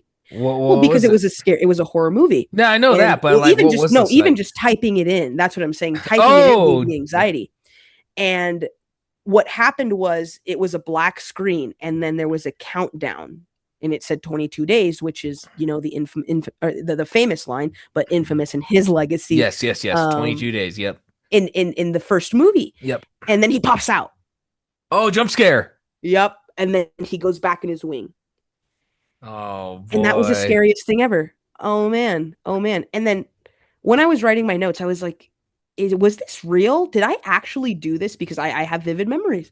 But Yeah. as a kid, you can't fully trust yourself. And I looked it up, and you can't find any evidence that it happened because it was using JavaScript, but it did Yes. happen. It did happen. That's So you can't wild. find imagery or video on it, but Even the Wayback Machine probably wouldn't have it. If maybe the I actually have to check the Wayback. If the Wayback Machine has it, that's going to be incredible. that would be amazing. But it was basically a countdown to the movie, and it was so scary. And you have many movies doing that at that time. You would type it in, and we're gonna go back to The Dark Knight and why so serious. But it Mhm. would either give you insight on the movie, it would give you insight on trailers, or it would just give you mystery and try to scare you, which is Yeah. what a horror movie did, and that's what Jeepers Creepers 2 did. That's awesome. Real quick before we move on to Christopher Nolan's marketing campaigns, another one that was really cool was StarWars.com had this, and this was like the gold standard for movie marketing. They had something called the holonet.com section on their website, which was a news like source that had in universe news reports in the Star Wars universe. So you would get it'd be like CNN or NBC and you'd be watching like what's going to happen on Coruscant in the next couple days. Who's going to be elected to public office? How is Chancellor Palpatine's power rating going? Like that's That would have been literally what so it was. cool. Yeah, can you imagine it's like you turn on the news Good morning. It is 9 something so and so on Coruscant. Now, today, Jedi Master Mace Windu talks about the need to, or the possibility of a Sith existing in the public. Well, yeah, I mean, I was just out there and I saw some stuff that was crazy, and we got to really hunker down right now because these really just want to just bring us down, and they just want to get us. So we got to find that Sith. I News. do recall Yeah. Mace Windu sounding just like that. Just kidding. That's definitely you're channeling your Samuel L. Jackson. That's for Yeah, I know. sure. Apologies for the language, but that's the only way I get that point across. Oh man, oh man. But no, that's basically Another what it murder was. at the corner of Coruscant. Yeah. What will the Republic do? Yep. I'm here today with Jedi Master Obi-Wan Kenobi, and he's going to tell us more about the interesting findings he had on the planet Camino. Yes, now when I was on Camino, you have to understand that there was this whole army of people. I couldn't figure out what it was, but they all looked the same. I come to find out that they're making a group of clone troopers for the Some guy Republic. named Django? Some guy named Django is helping us. Okay, we're gonna go to commercial break. We'll be right back on Coruscant, and then you get some ad for like, "Hey, Blue everybody, milk. want to buy some death sticks on your?" Oh man. Oh man, that's Well, too come to good. me. That's I'm too selling good. death sticks at a dime a piece. Disney could never, man. No, Disney Disney could could not. never. Only Fox could do Oh this. man. Oh man, Disney No, could never. no, absolutely. But I had to share that with you because I thought you'd find that crazy cool. But Heck yeah, man. I wish I had a time machine now so I can go experience all I this gotta, again. we gotta mess with the Wayback Machine. I gotta see how much power that has and see if I can get some of these memories back through the Wayback I Machine. need to use it because I've never used the Wayback Machine. Oh, it's so cool. You get to, it's like an archive basically of like old websites from the past and stuff. Mm, And someone actually was able to mod YouTube back to its 2011 form through the Wayback Machine okay, as well. okay. So That's it was actually kind of really amazing. it was kind of cool. But before we get to our favorite part of every episode, we have to address the elephant in the room, and that is none other than Christopher Nolan and 42 Entertainment's insane marketing campaign for The Dark Knight. Oh man. This thing was incredible because this wasn't just an internet thing. This went outside of the internet, but the thing is the internet would lead people on these crazy scavenger hunts, on these crazy games, different websites, and often they would lead to either announcements or reveals of characters, trailers, and even at one point the first 10 minutes of the film. Whoa, I actually didn't know that part. Yeah. That's amazing. And what I mean by the first 10 minutes, I mean the entire bank robbery sequence. Oh man. They Oh people man. who got in on this marketing campaign, it was kind of their way of saying thanks for doing all this. Here's the first moments of the film. Oh, okay. And from what I remember reading, there was very little known about the Joker when it comes to his position in this film or his Yes. role in this film.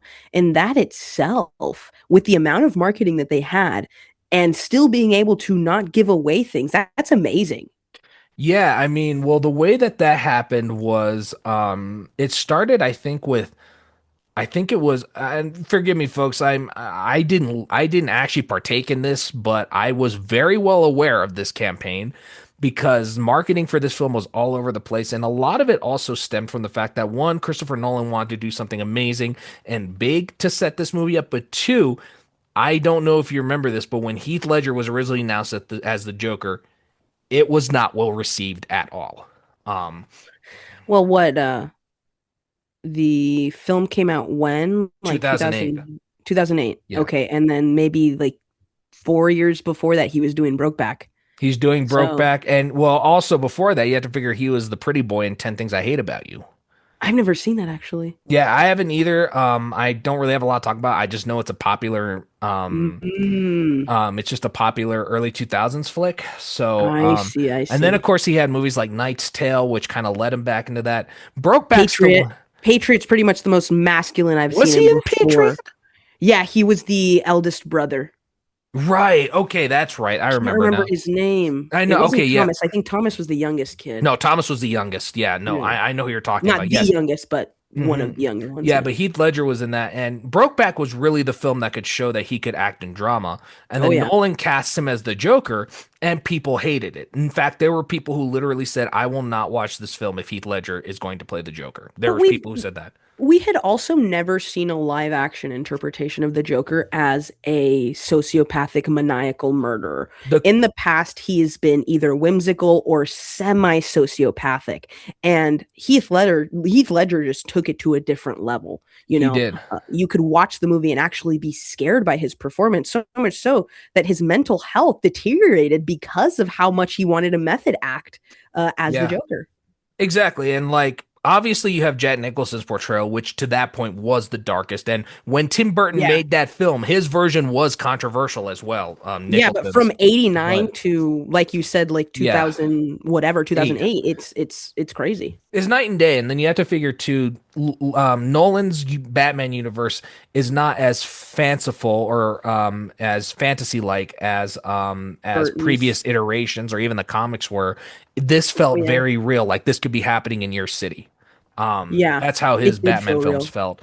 He was a And terrorist, and that was the first yes, time that you saw him as a terrorist rather than, the semi-innocent clown that's just doing some bad things in Gotham. yep, He was actually changing the game of villainy. yes, and it's funny you say that. The way that 42 Entertainment started this whole thing was they went from everything to leaving cards in convenience stores with Oh, jokerized cards, and they oh would lead man. people to websites. It would lead them on scavenger hunts. I think Mm-hmm. at Comic-Con there was a thing where like a bunch of jokerized bills were actually used at the con, and Whoa. it led people to actually go out on a scavenger hunt, and they had like clown makeup and stuff that they told people to put on to take part in this. And then there was like a thing that flew in the sky that had a number to call, and it had the Joker on the line. It was I wild. do remember that And actually. Wow. the biggest thing they did was they had this website, and I think it was IBelieveInHarveyDent.com. And what it Whoa. would do is, if you clicked a certain link, it would redirect you to a jokerized version of that site that says, I believe in Harvey Dent too, and you could leave your email. For every email that was left, a pixel of that Harvey Dent campaign poster that was jokerized would be removed. As soon as enough emails were put in, it revealed the very first photo of Heath Ledger as the Joker. That's freaking brilliant. That is And freaking brilliant. it's that iconic photo of him with just a black background, just like kind of that. The And mugshot, that's yeah. the mugshot. And that's what ushered in that, okay, this guy's not playing around. Oh And then I man. think most people were kind of eased by that point. And then a whole bunch of other stuff. And I think there was something with like a cake that had like a cell phone bomb in it, which was a homage to the infamous "boy inside's hurt" thing, Oh yeah. and Yeah, yeah, yeah. a lot of different things. And then they had segments that led to episodes of Gotham Tonight, which was the TV show that's in the series, led by Mike Engel, which is played wonderfully by none other than Mr. Anthony Michael Hall, a classic 80s actor. Interesting. Okay. And then the way it ends is I think it's Harvey Dent being interviewed, and then the way it ends, and this is was the lead up to the actual release. I think this episode was in July. Mike Engel cuts off Harvey Dent. He says, "I'm sorry, but we're getting breaking news of a bank robbery that's in progress. We heard that there's grenades in people's hands, and that there's a bus that just broke out, and we need to go to this story now. So we'll be back later. But anyhow, this is Mike Engel. Good night." And that was it. Wow. So And, basically, and it led into the opening moments of The Dark Knight. not only did they go as far as to do that, but they made multiple websites like you're saying. And they also, from what I remember, they did like blockbuster campaigns where there would Yeah. be like windows covered in frost and then like the "why so serious" written out too. So you had not Mhm. only marketing on the digital sense, but also like physically, whenever you go rent a movie or something, you would see the Joker and you'd be like, wait, who is that behind the thing? Oh, it says "why so serious." Mhm. It must be the Joker. And there was a video I think that was released as part of this campaign where he's talking dialogue, saying things like, to them, you're just a freak like me, and doing that thing. And then Mm-hmm. he's behind Yeah. the glass like he is in the poster, and he writes out in the red clown makeup or blood, whatever it is, "why so serious?" question mark, and then he just walks away. Yeah, And that was the tease for the Joker. and then that phrase itself became a website that I actually got a little blurb from that website that I believe Mhm. is, I'm not sure if it's the original is still up, but there is a whysoserious.com up right Yes. now. Yes, So there is. either someone's keeping it alive or it has been alive and they keep paying for it. But this is from the website itself. Mhm. Why So Serious was designed as a 360 alternate reality experience that played out over 15 months leading up to the release. So that means a year and what? Mhm. 3 months before the release of The Dark Knight. Yep. Spilling out over a multitude of different platforms, this deep immersive campaign recruited the audience to become real citizens of Gotham City. Over 11 million unique participants in over 75 countries fueled the rise of the Joker as henchman Yep. campaign for Harvey Dent to get elected as district attorney, and even Yes. took the Yes. law into their own hands by becoming copycat Batman vigilantes.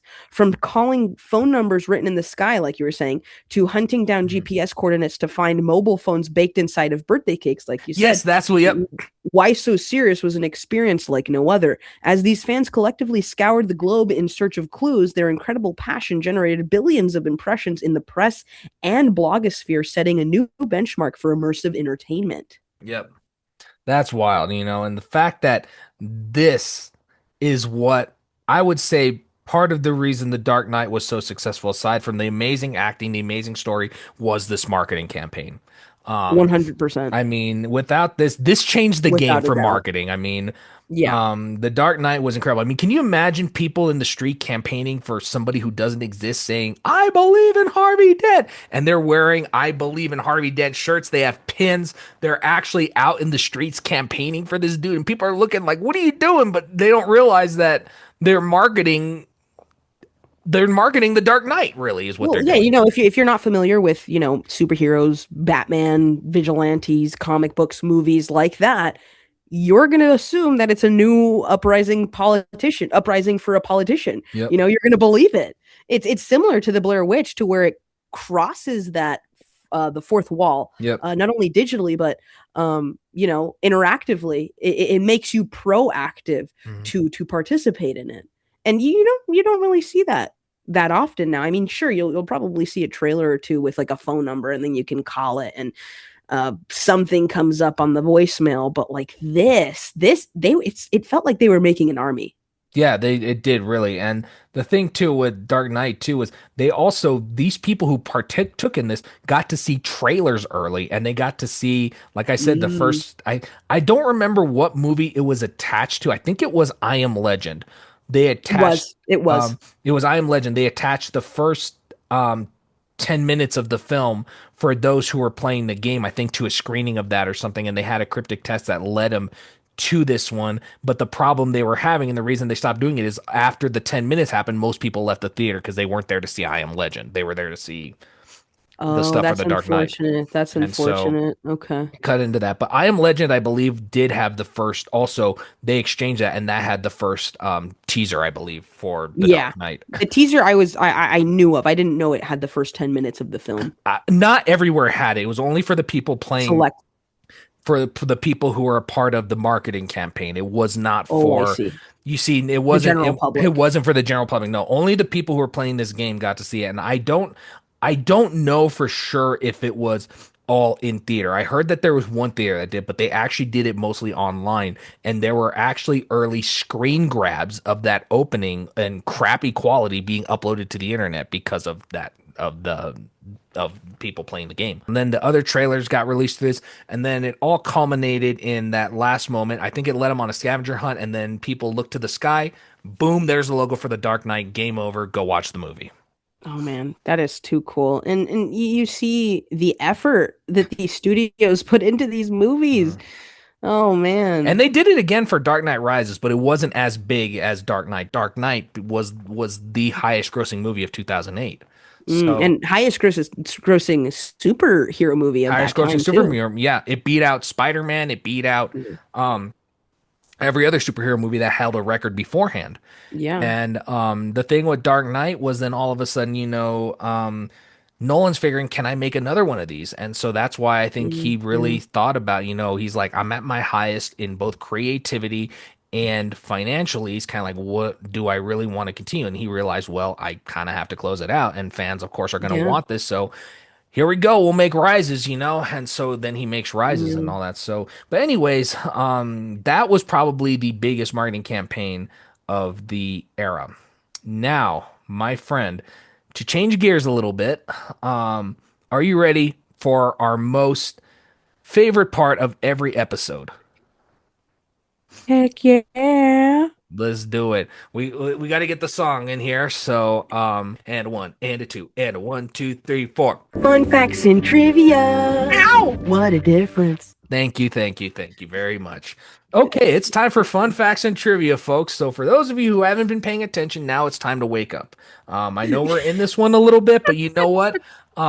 This is Oh this is where the man. fun comes in because we're gonna tell you some fun facts and we're gonna do some trivia as well.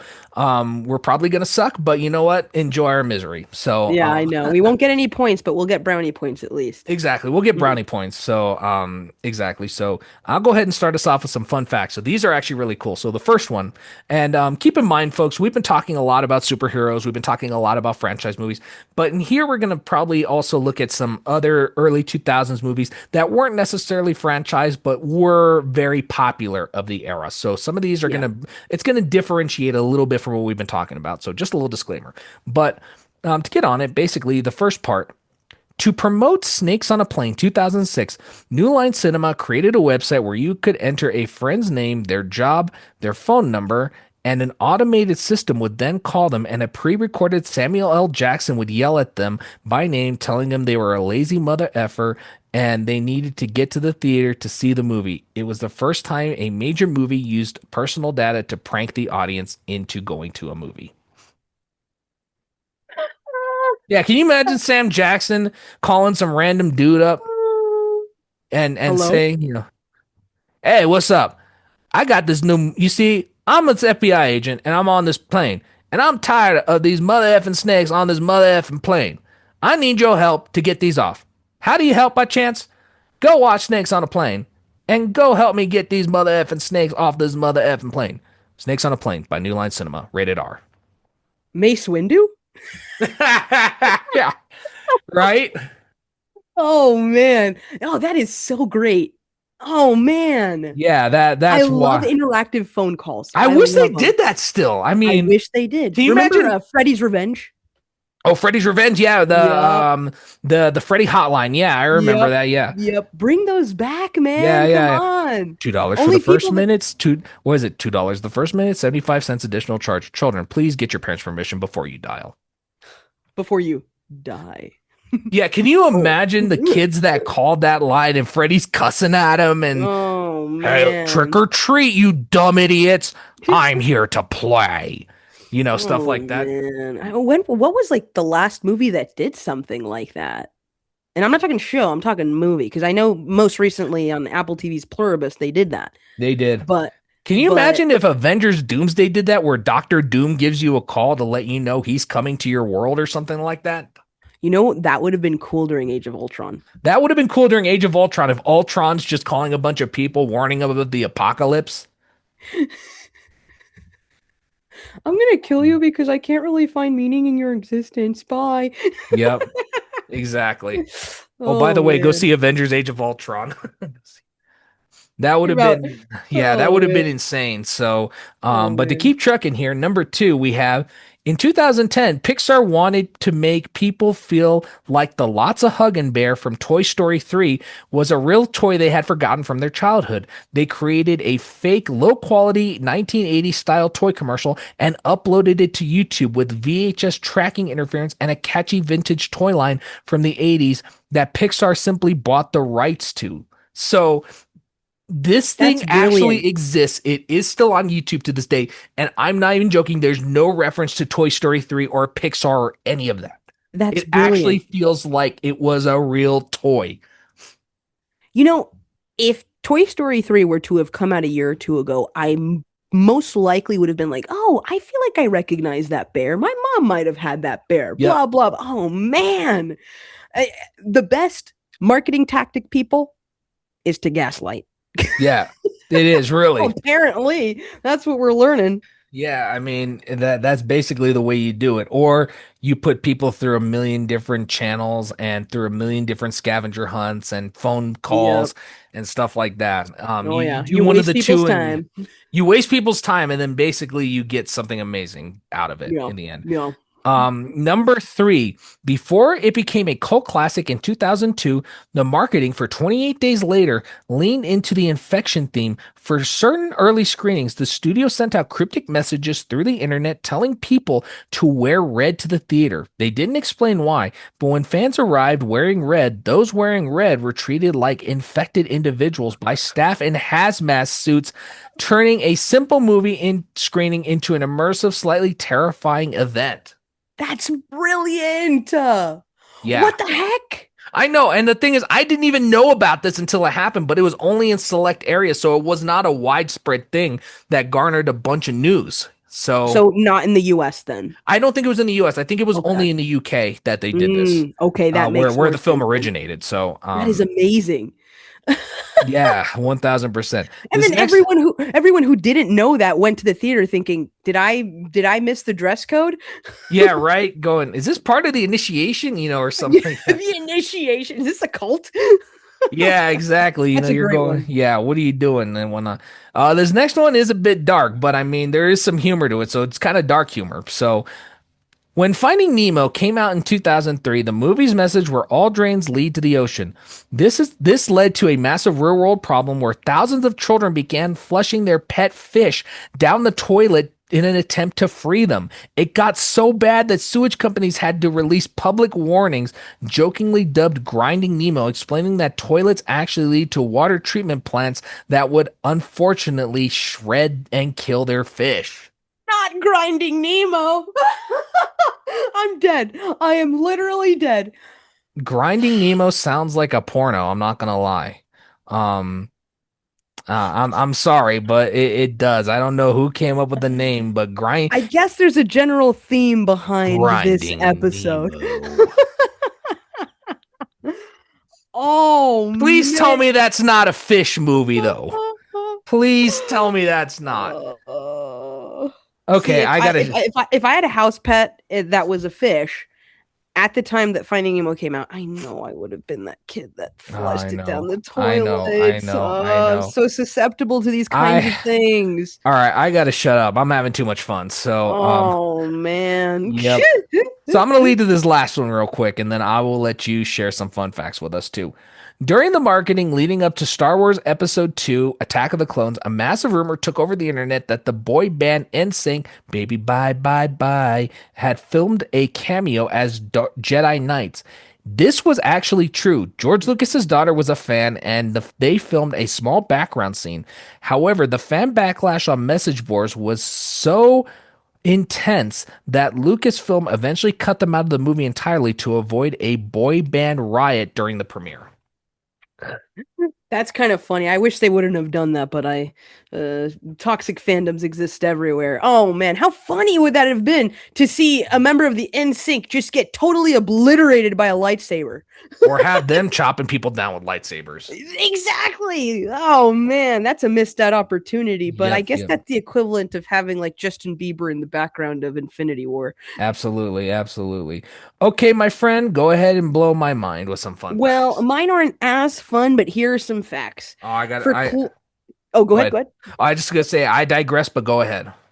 For Cloverfield 2008, people found abandoned cameras and fake news footage scattered in New York City subway stations and streets. Random strangers actually thought a monster attack had happened. And for those of you who are not familiar with the film Yeah, that's wild. Cloverfield, it's a found footage film based in 2000 or in the mid 2000s in New York about I believe it's like an alien invasion, a monster alien invasion, and the film uses a camcorder as its main camera. So Right. how funny is that they implement, the tool for the film or around the town Yeah. to get you excited for it, especially if you didn't know what you were getting into.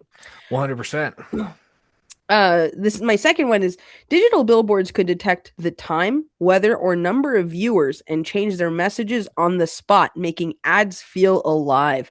Companies planted fake news stories, blogs, and public sightings to trick people into thinking products or events were already real. So if a movie had a Wow. specific, I don't know, plot point that meant the end of the world, chances are you'd probably see a billboard that's counting down till the end of time, you know? That's So that's, wild. yeah, that's pretty cool. Very interactive And as that's crazy well. that they could just update that in real time too.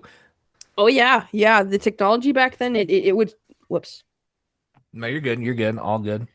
The technology then would surprise you compared to the technology we have now. I mean, it has progressed, but also, like, what have we done with it?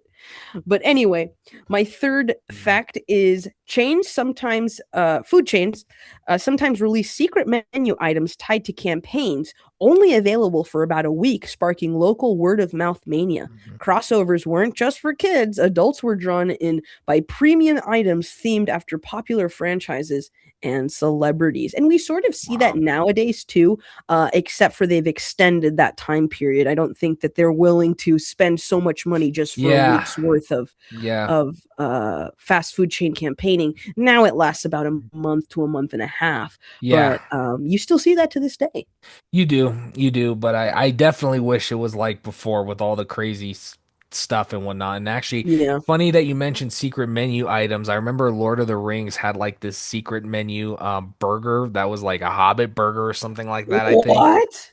Yeah, That's I have no clue. amazing. Yeah, I don't know what it entailed of. I just read about it on a Reddit forum, but apparently I guess that was a real thing. So I want to go to a fast food chain and be like, "Can I have that secret Hobbit burger?" And I want to see their reaction. they're gonna be like, "What are you talking about?" Then I just be like, "Okay, I guess you're not a Tolkien fan. See you later." Bye bye.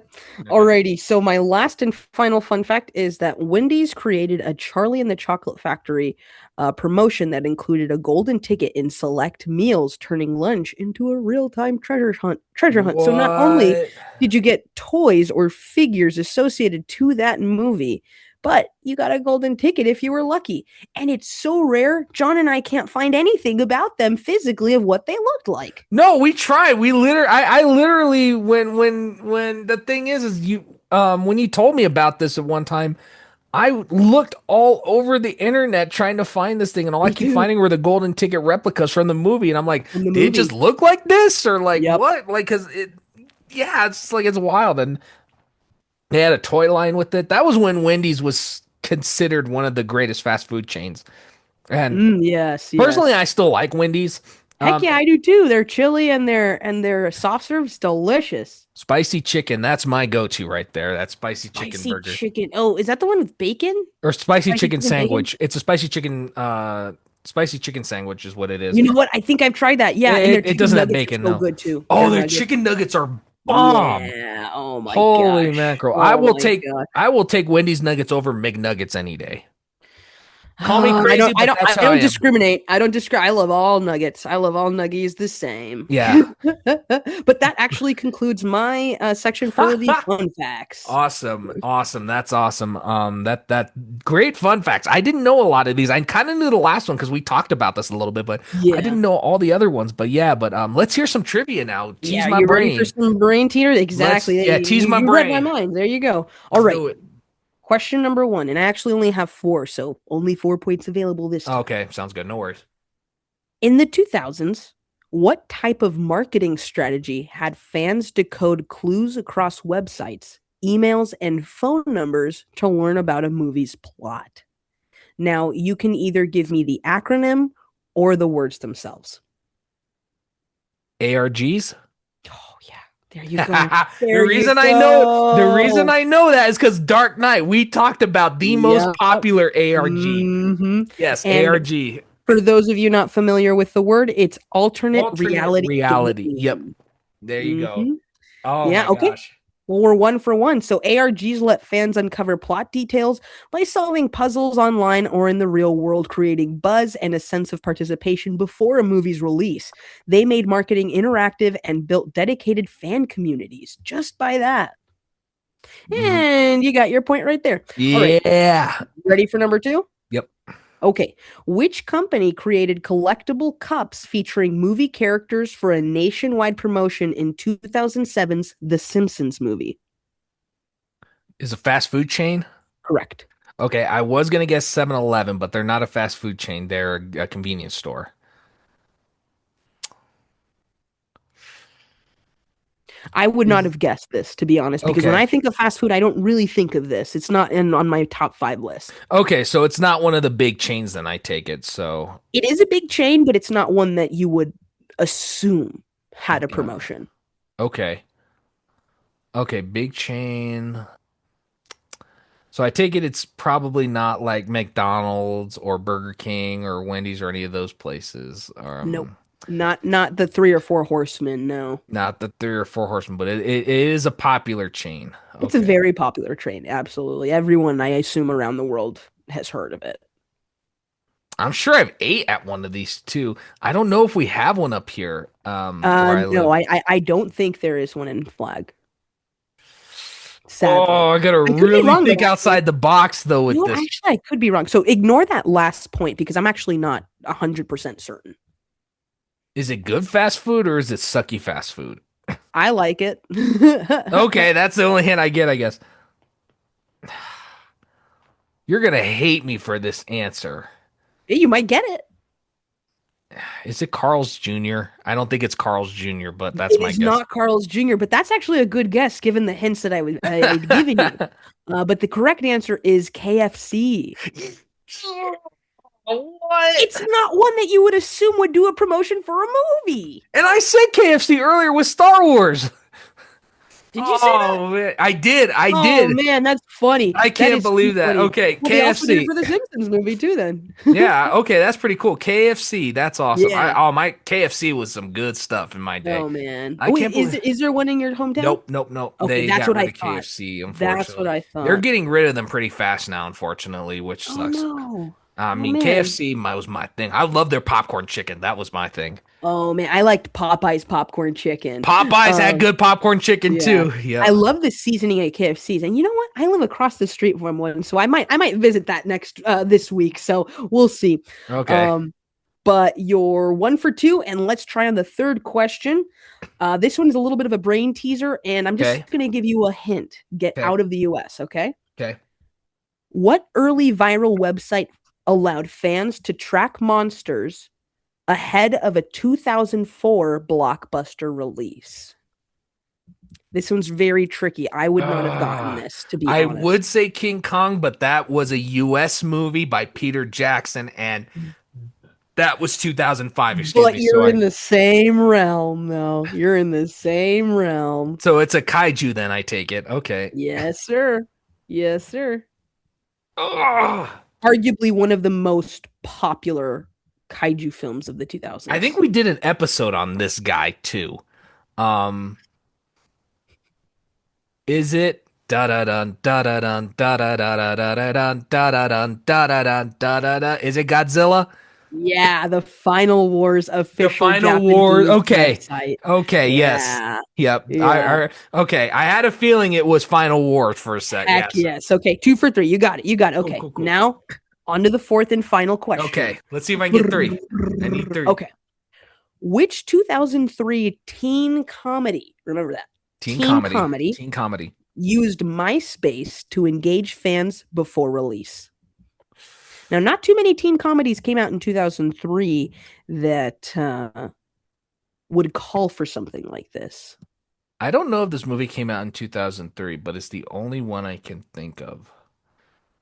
It's not like it's not like a It's not a spoof romance. movie or not a No, romance even, but it's not even a spoof like epic movie or not another no, teen movie or anything like. Okay, so no. it's an It's a actual teen. remake. Technically, it's a Oh. remake. Yeah. Ooh, Um, what remakes came out in 2000? Oh my God. and it's a remake from an older movie, not a more recent movie, but a little older. And I'll give you one more hint, and I don't know if this is going to give it away, Okay. but I believe the actress who played in the original was Jodie Foster, I believe, as a kid. Jodie Foster as a Oh kid. my gosh.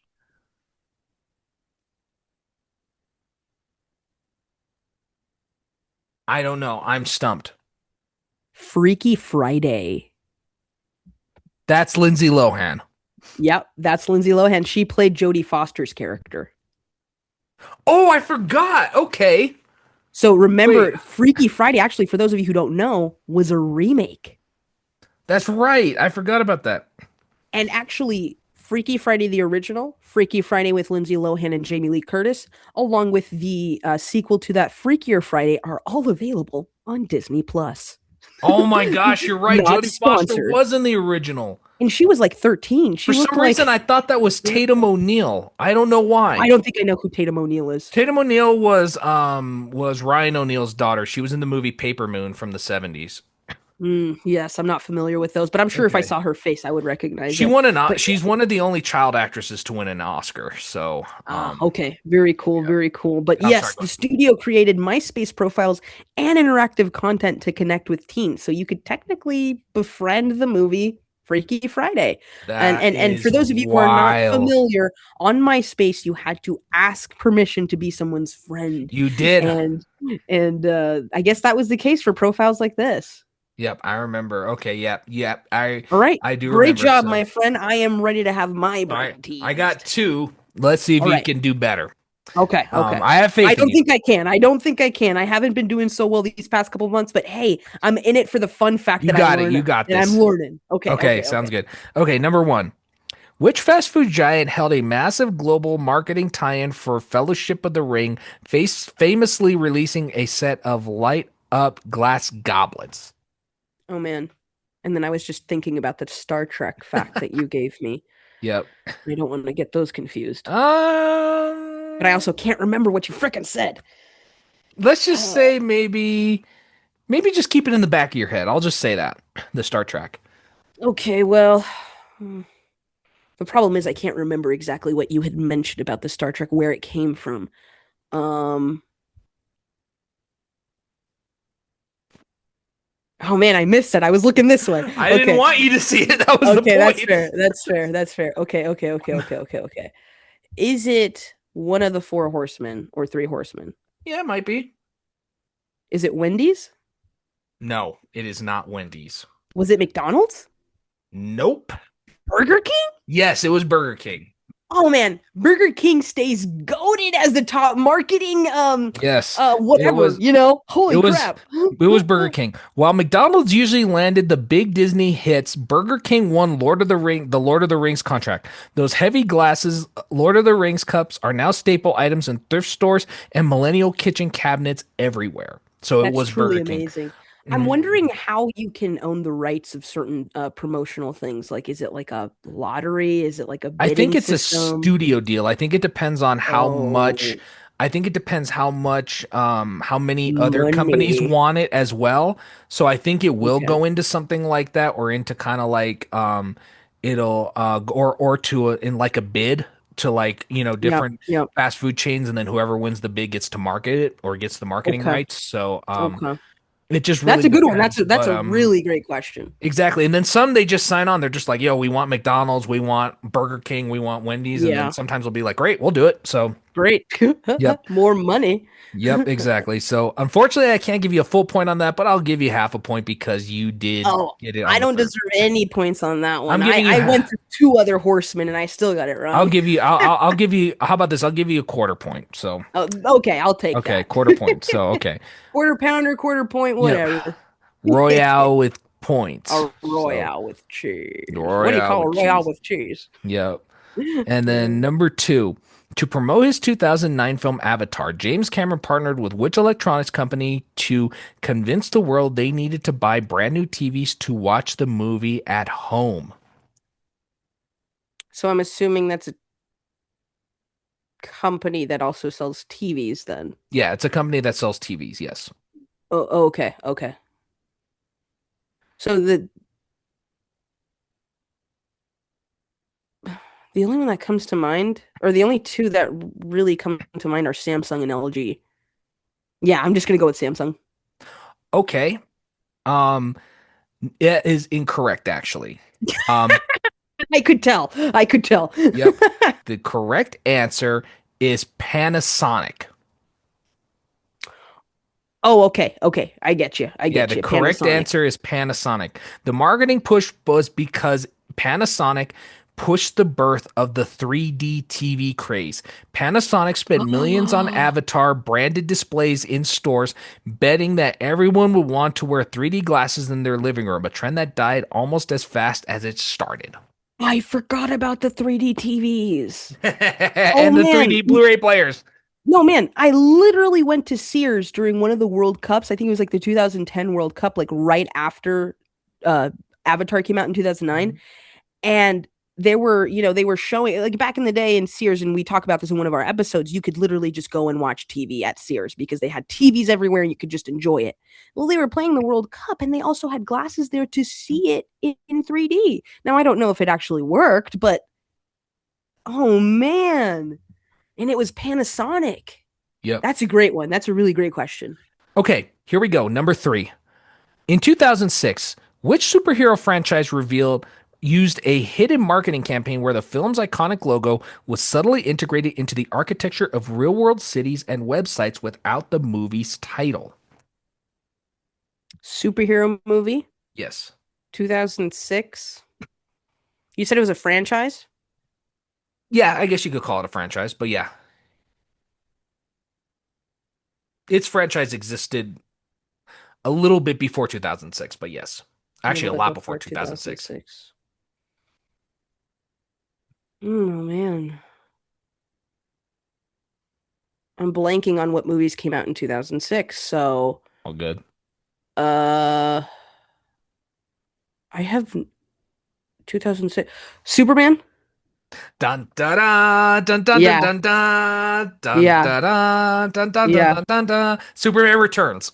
Yes. Okay. Superman Returns. Yes, Okay. Warner Okay. Brothers placed the S shield on the top, on the bottom of elevators, on the side of buildings, and even on specialized manhole covers to create a sense that Superman was already among us. It was a high-end minimalist approach that trusted the audience to recognize the brand without needing to see the name of the film. Oh, that's amazing. You I see, love that's why I that. said it technically began earlier because Superman Returns is technically a sequel to Superman 1978 Yeah. Okay. Okay. or Superman 2. I mean, sorry, Superman 2. I think Okay. so. Yeah. Which arguably is the best of the Christopher Reeves one because of the amount of times that Lois Lane tries to kill herself. In Superman 2. Yeah. That's right. Yeah, because Superman 3 was not loved by people. A lot of people don't consider Superman 3 canon. So I can't henceforth, remember Superman 3 that much, honestly. yeah. Just Well, one and two. Superman Returns is basically because I think it's at the end of Superman 2. Maybe it's at the end of Superman 3. Superman leaves, and then now it's Mm, him coming back to Earth. So that was the whole premise of it. But okay. obviously, Christopher Reeves had passed Okay. by that point. So then that's how they Yeah. got Brandon Routh. And obviously, he Yeah. would have been way too old. Can you imagine this old dude? Do, do, do, do, do, do, do, do, you know? Yep, exactly. That's funny. Okay. And funny enough, I've actually never seen the Superman Returns. I've never seen the 2006 one. I really in the 2000s. I'm only familiar with Mhm. the Henry Cavill and then the most recent one. I can't remember his name, the Superman James Gunn Returns one. is okay. It's not one of my favorites. It's not a lot of people's favorites, but Mhm. I mean, it was a Yeah. Superman film. It exposed me to Superman. Um, Again, Burger King ran a massive campaign for Superman Returns, so Ah, okay, that's cool. That yep, is yep, actually yep, really yep, cool. And yep. how funny that I remember a movie that I never watched. Yep. And then number four, is to promote the release of Spider-Man 3 in 2007, Sony partnered with what massive internet giant to allow users to black out their homepage and customize their entire web desktop with the symbiote suit? Microsoft? No, so actually, before I get into that, I was actually going to give you a hint. Oh, okay, Um, sorry, sorry, sorry. yeah, it's not a search engine platform, or not. Well, no, I'm sorry. It's not like a big company like Apple, Microsoft. It's actually like a search engine. So like Oh, Google, search engine. Bing, Yahoo, any of those. Yeah. Was it Bing? Nope. It was Was it Yahoo. MSN.com? Yahoo. Oh, It okay, was that makes sense. I Yahoo. didn't have Yahoo. Okay. Yeah, so Yahoo at the time was the king of the web because Google, I mean, was there, but it was still kind of coming into its own. It's not the massive giant You're it right. is Yeah. now. Yeah. And Yeah. Yeah. so the blackout campaign was one of the first major homepage takeovers in history where the site appeared to be infected by the black goo from the movie. When you clicked it, it would actually ooze down your screen. The black goo. Well, even in No Way Home, he says, "I fought some alien made of black goo."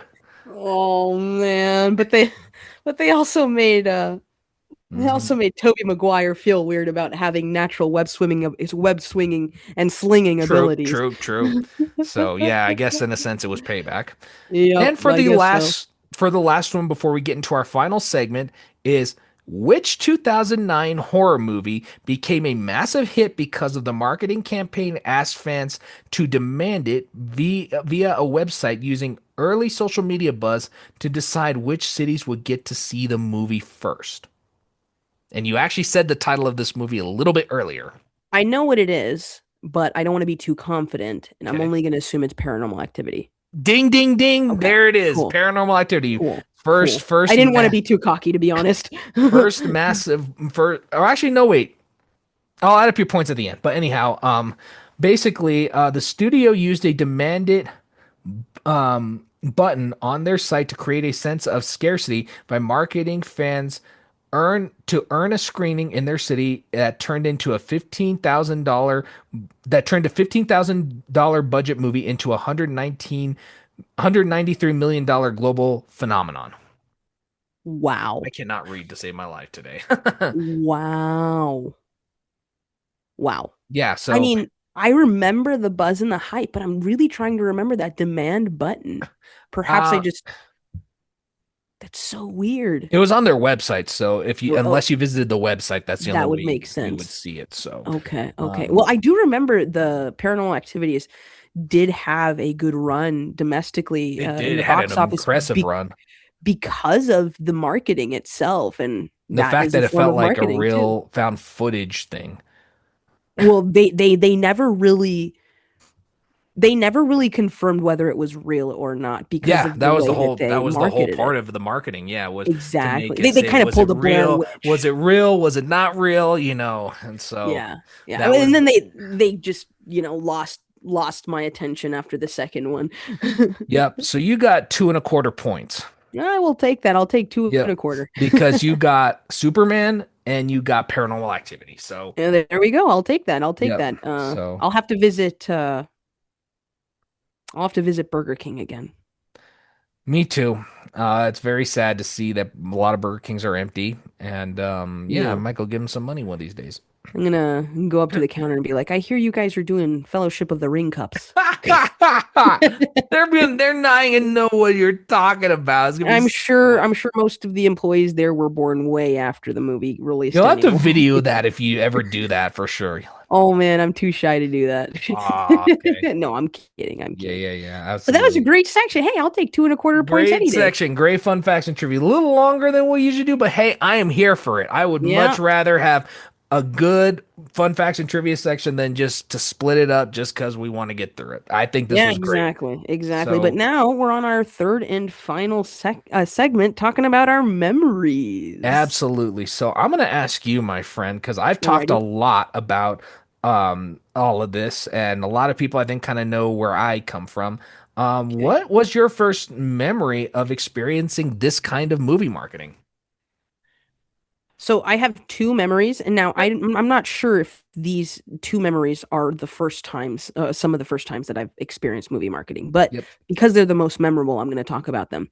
I've already sort of glossed over what this toy was and what it meant to me years ago, earlier in the episode. But I'm going to bring it up again. Yep. The watches from Star Wars in Yep. the Burger King campaign, Yep. I remember that. memorable. And I literally remember driving up at night with my grandparents and my parents and being like, I make sure they get me the Yoda watch because I already have the Darth Maul. Now I want red and green. I Yep. remember that. So in that way, um, I was experiencing marketing without even knowing. But the second one was the Treasure Planet collab with, I think, McDonald's or Burger King. I'm almost positive it was Yep. McDonald's, but I could be wrong. And they had the sphere map, and I had a sphere map, and that Yep. made me want to go see the movie. And it became one of my favorite movies of all time. Oh wow. Uh, and I think that those toys, even though they weren't direct visual marketing tactics, Yep. that was the earliest that I, as a child, could connect to a film's marketing campaign. Were from those two Absolutely. toys. Not only the watch and the graphics on the watch, but the silver canister that came with them Oh, the too. silver canisters, my God. Arguably cooler than the watch itself too. I was gonna say like I wanted the canister, but I ended up getting the watch, but I never got the canister. I had um I had the Padme one. The Padme one. Oh, That's that's the one sick. they gave Okay. me. Okay, that's Cause sick. cause you That's know sick. they usually just choose them at random. They're just like, Yeah. okay, nuggets, fries, toy, order 66. There you go. Yep. So for the watches themselves, you technically, depending on which drop you got them from, whether it's the Phantom Menace, Attack of the Clones, or the Revenge of the Sith, they each came with canisters. So Yep. yours might have actually come with a canister too, but it might Maybe it not have did. been like super promotional to where you wanted to keep it. I can't remember, to be honest with you. I don't remember getting one.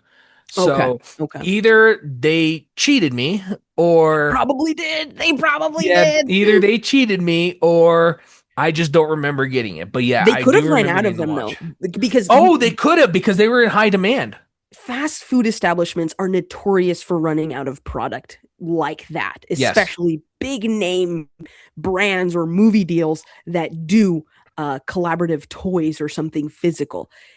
And it would make sense that they potentially ran out of canisters and were like, "Hey, let's just give this kid the watch." Yep. That probably happened as well, but you Yeah, know, hey, bitten the at least short end I of the stick. I lost the watch years ago, so Oh, me too. I've not had it. Me But yeah, too. so but no, But what I about had you? probably the biggest first memory that I have with this kind of memorabilia was probably Spider-Man 3, like I said. Oh yeah. Um, Okay.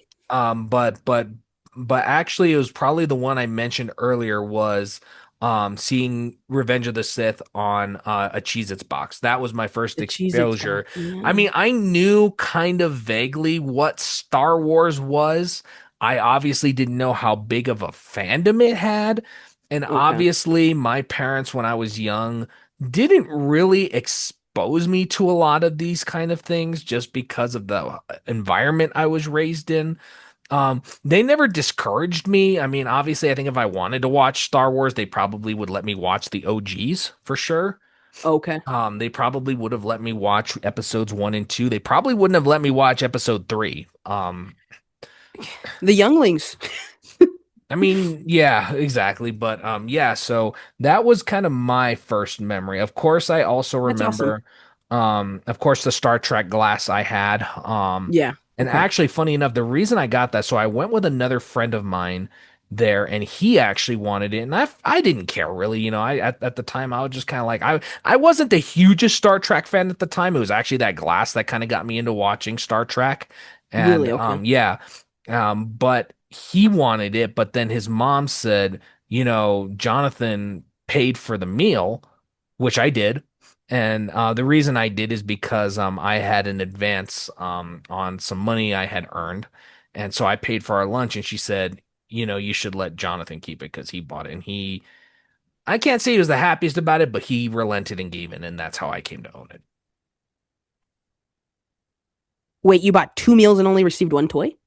No, that wasn't a toy. The collector cups you had Oh to yeah, yeah, get the cup. with a certain, yeah, and those weren't given to kids really. Those were given with certain orders that you got. Oh, okay, okay, And so okay. we got that order, and so that's how I got a Star Trek glass.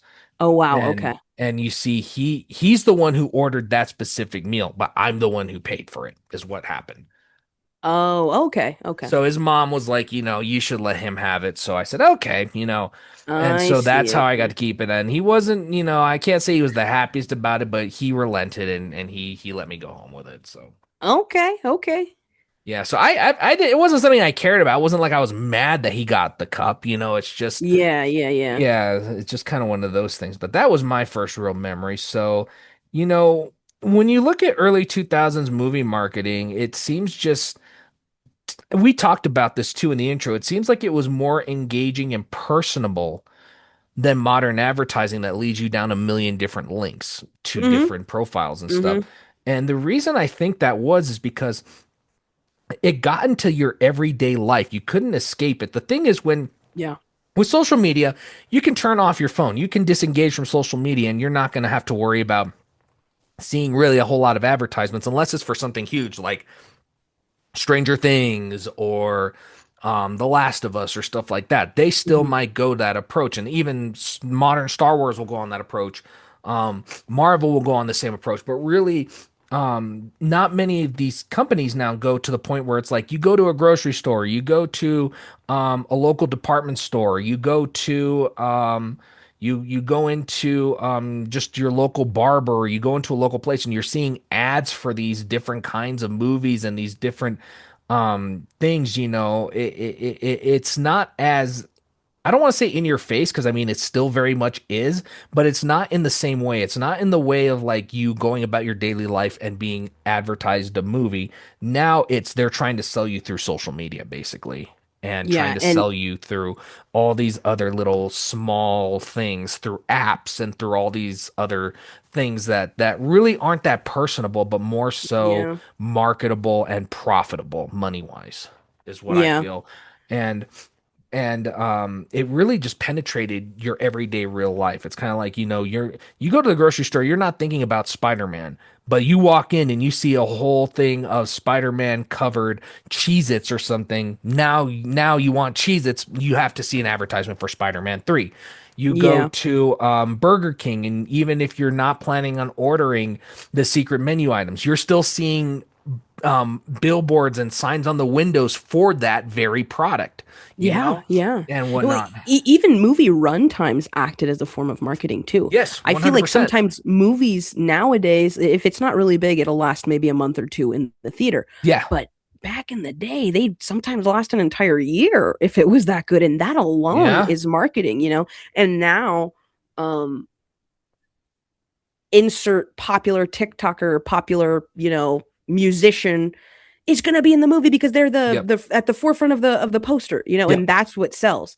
And it's not the trailer or the toys or the billboards or the signage. It's the person that they're selling. You yeah, know, the film and the story are no longer the main important point. yeah, What's the commodity is the person, yes, the actor, the influencer, the this, the that. And like you were saying, it takes away from it feeling personal and personable, and that dependence yep, on these people selling the movie takes away from the movie itself, and it takes away from the general experience.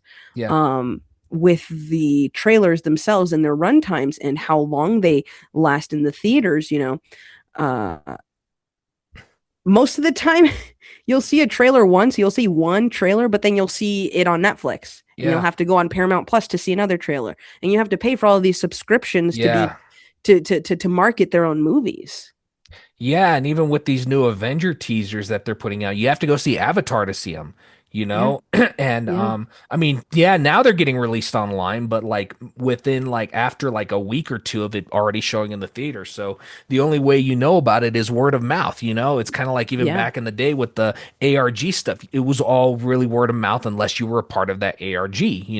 yeah. And so I think that was kind of another cool thing, is because it added a lot of mystery, you Mm-hmm. know, and it Mm-hmm. added a lot of what am I about to watch? What am I Mm-hmm. about to see?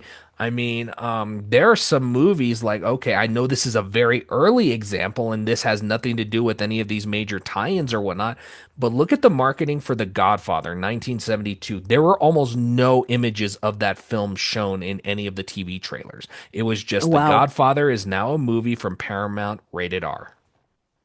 Wow. Or The Godfather, the best-selling book of 1969, is now a movie from Paramount. That's all you Wow. got. And the original trailer is actually nothing but still photos from the film. Oh That's it. man. Like And that that. alone is cool, and that's eye-catching. Yeah. And you see, that's the one thing that I'm talking about. And I know that's a very early example before any of this kind of marketing that we knew.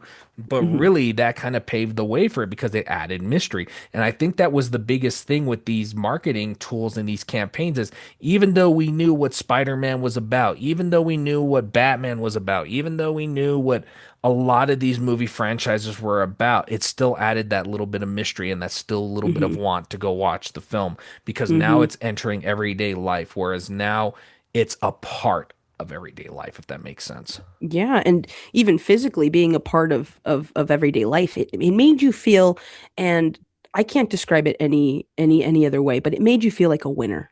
It It did really did. 1000%. I As a absolutely, kid, yep. you could buy Pop Tarts and be sold this idea that you could win tickets to watch Spider-Man 3. Or you watch Shrek and you could win a minivan. There were just like through Baskin Robbins. There were just so Oh, I many forgot that calls. was a thing. Yeah, there were so many calls to action that forced you to actually want to participate in the marketing itself too. Like not only were you taking in the marketing, but you were also a part of it and also contributing to how big the movie was a success. 100%, and that's just one of the big things. I apologize. There's a siren going on in my background. I have the door open because it's such a nice day over here.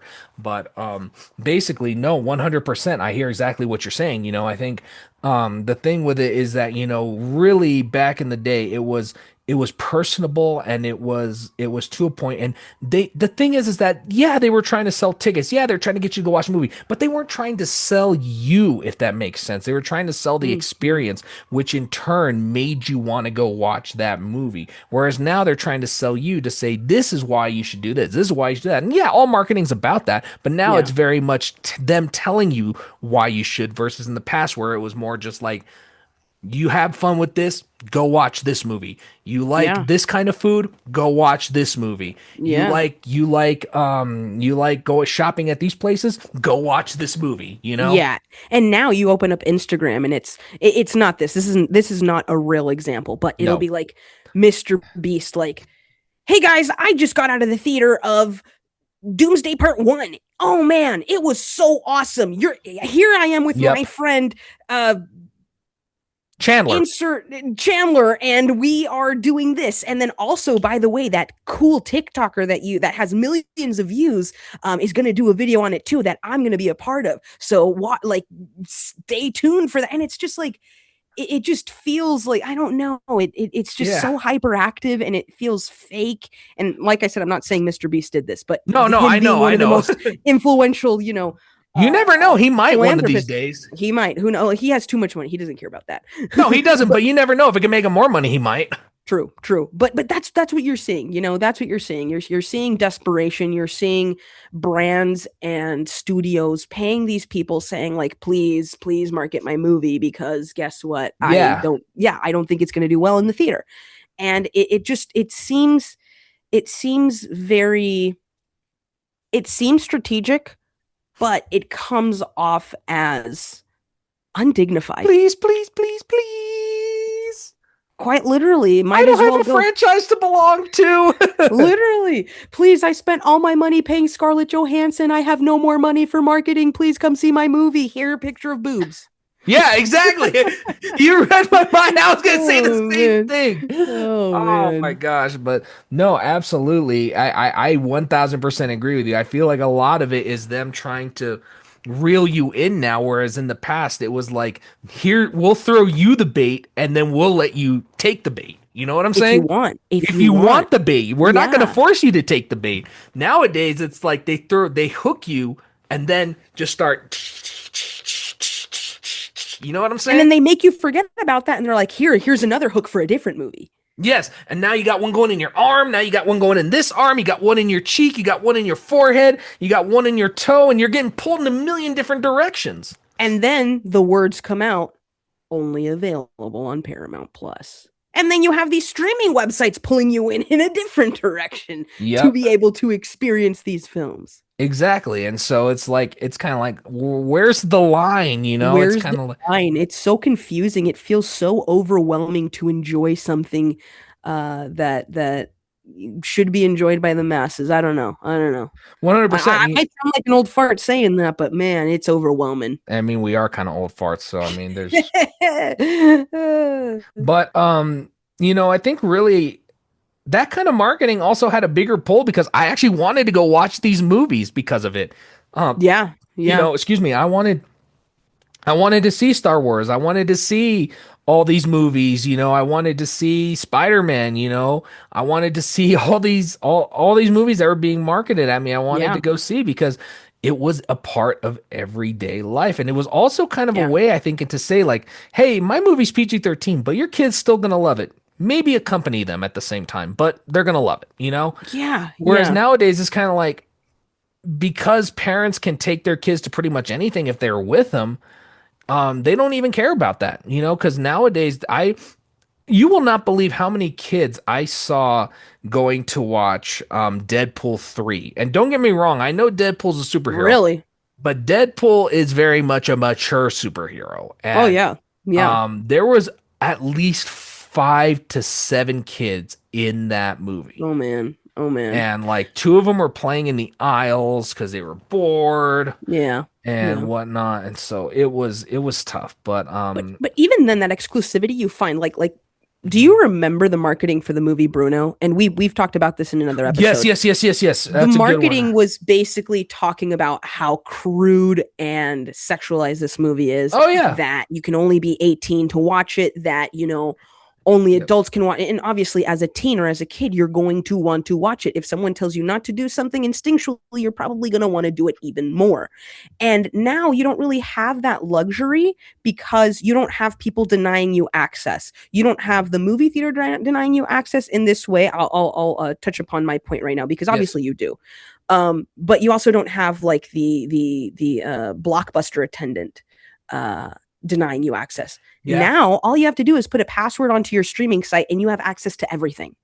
You have Yes. access to everything. So exclusivity disappeared Yes. altogether. As a kid, I'd be like, oh, there's this movie I'm not allowed to watch. I can't see it in the theater and I can't rent it. Oh, there's so much hype building up about it. I'm thinking about it all the time. But now, if I have access to everything, nothing is special. And that's where apps like Movie Box came into place. And that's when people started really, especially my age, trying to find free ways to watch movies without a streaming service. Yeah. And I don't advise you to use Movie Box. It's an app you have to download from a third party. Do not download third party apps. Get some DVDs, guys. Get some DVDs, guys. And if you are gonna pirate the movie, at least do it from a reputable source. Don't do it off of one of these cheap, oh, get a third party download and you can watch every movie ever made. Don't do that. It's a lie. I can tell you right now, it's a lie. Right? It's a product of the time and of the marketing and how it's evolved. Now, talking about how it evolved, I want to ask you, Yes. do you think it's improved or declined, and how so? And by improve or decline, I mean in terms of being engaging and personable. 100% I think it's declined. The Yeah, reason being is because when I yeah, go and I want to watch a movie now, it's usually based on what I know as being a film critic and filmmaker, and whether or not I want to see it based off of what I like versus somebody actually convincing me that this is going to be a good movie and I want to go watch it. Because a lot of it now feels like everybody's going to say that, and I don't know which voice I really want to trust. So I definitely think it's went down because when it's personable, especially for me, and I can really only speak for myself, but personable, it feels like they're speaking to me in a way that they're talking to me as a person, saying, hey, we get that you like Spider-Man.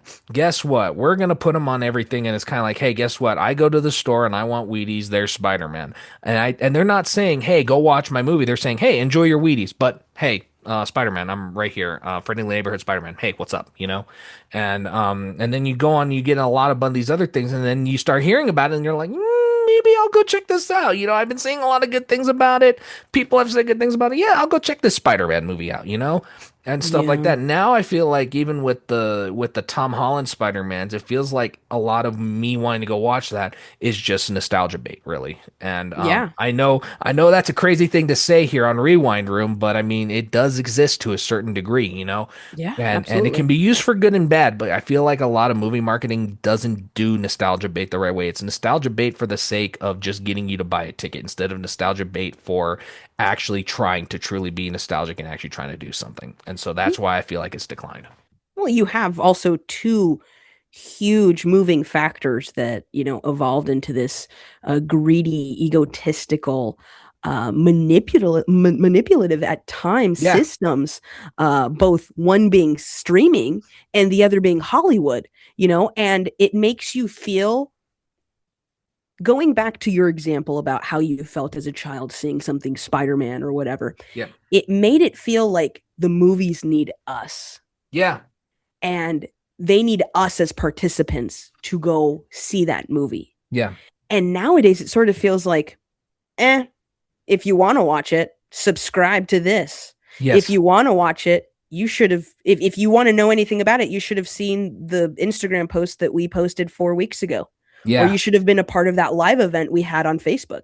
It makes it feel, going back to that exclusivity, it Yeah. does bring in exclusivity, but it makes it feel like it's, like a hierarchy, Hmm. like, okay, these people have access, but these people don't. And because you don't, you have to pay extra for it. Do you know what I Exactly. mean? Exactly. And that's 100%. unfortunate. It's unfortunate. I could go to It's not only Fry's. unfortunate, it's unfair.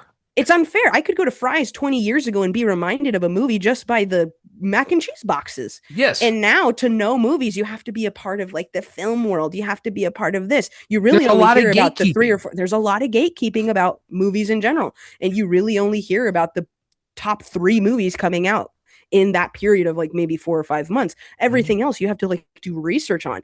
But back in the day, you can open up a newspaper and see a title of something you'd never even heard of. Mm-hmm. Exactly. And I think that you hit the nail on the hammer. I mean, I Yeah, feel like declined, nowadays, man. now I feel like nowadays too, everyone thinks that they're better than everyone. Not Oh everyone, but yeah. people in those groups. And Yeah. so even if you are a film buff and a film nerd, if you don't fit their specific type, they outcast you, you know? Yeah, yeah. And A lot whatnot. of a lot of marketing that I saw now, it has new wave marketing Yep. that Instagram specifically is really, Instagram and TikTok are really, really trying to depend on for the success of a movie, are Yep. behind the scenes videos. Yes. And I remember behind the scenes used to be a treasure that you access through buying a DVD. Yes. It used to be a Mhm. marvel that you would look for. And now you're breaking the fourth wall without even having the movie released. 100%. 100,010%. I hear you. Yeah, yeah, no, it's absolutely wild. I'm shocked to my core that sometimes, that you're already doing certain things. You're even spoiling the movie at times You're before it even comes spoiling out, it.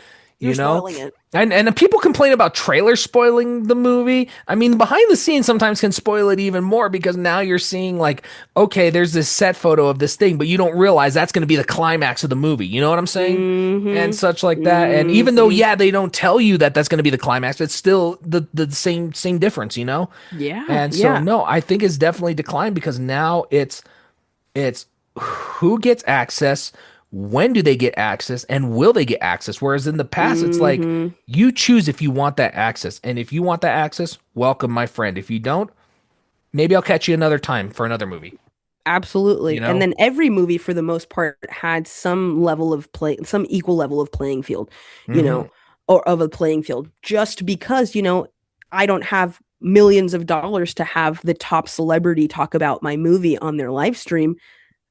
I can post a poster of it, or I can do a collaboration with a brand, or I could do something that takes you out of this whole like celebrity craze. Yeah, 100%. That's just yeah, and I think that's one of the biggest problems that it's having. And really, I think movies of today can learn something from the past because Oh yeah.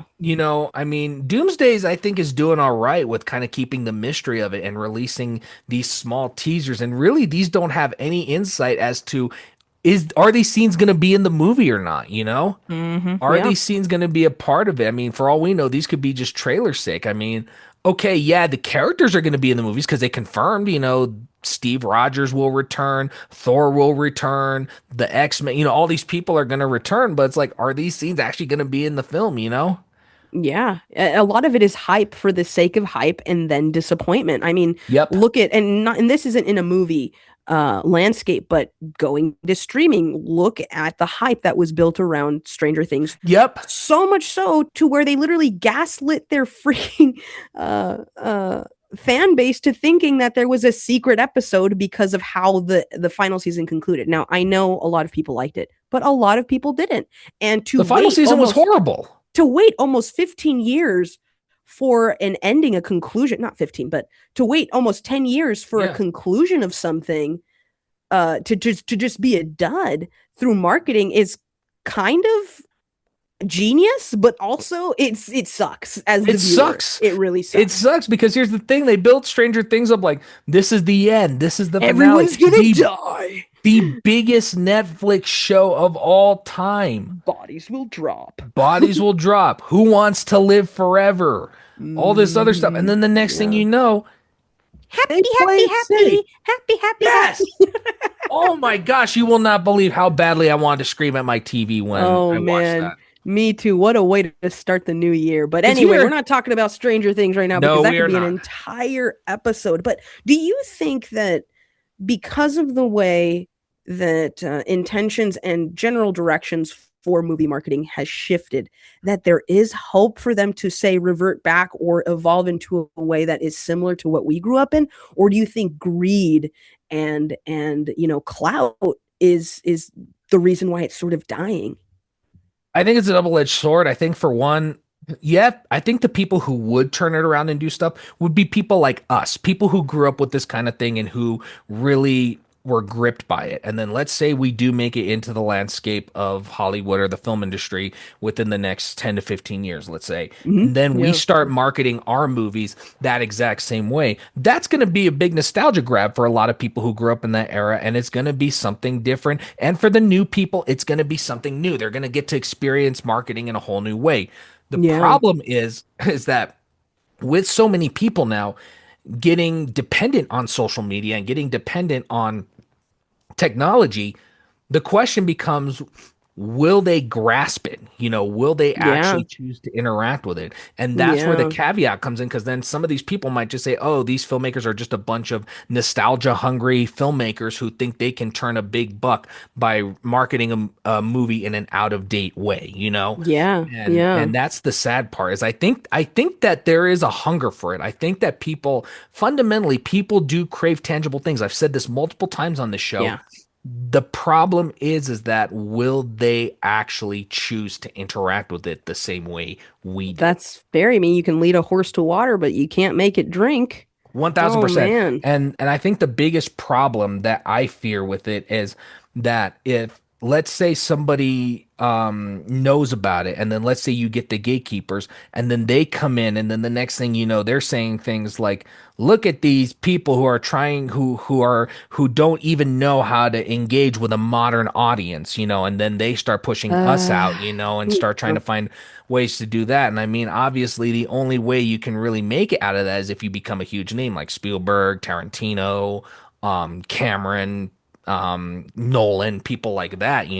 Well, it And that's also to say that, the marketing strategies haven't completely changed 10 years from now because of no, how much they've changed 10 years ago to now. They've that changed a is true. lot, but, with AI, with, you know, everything going on in the world, Yeah. how would marketing change? Like, who knows? Maybe we're going to have implant chips in our brains 15 years from now that, play movies in our eyes or something like, or play market movies or something in our eyes, like one of those Black Mirror episodes.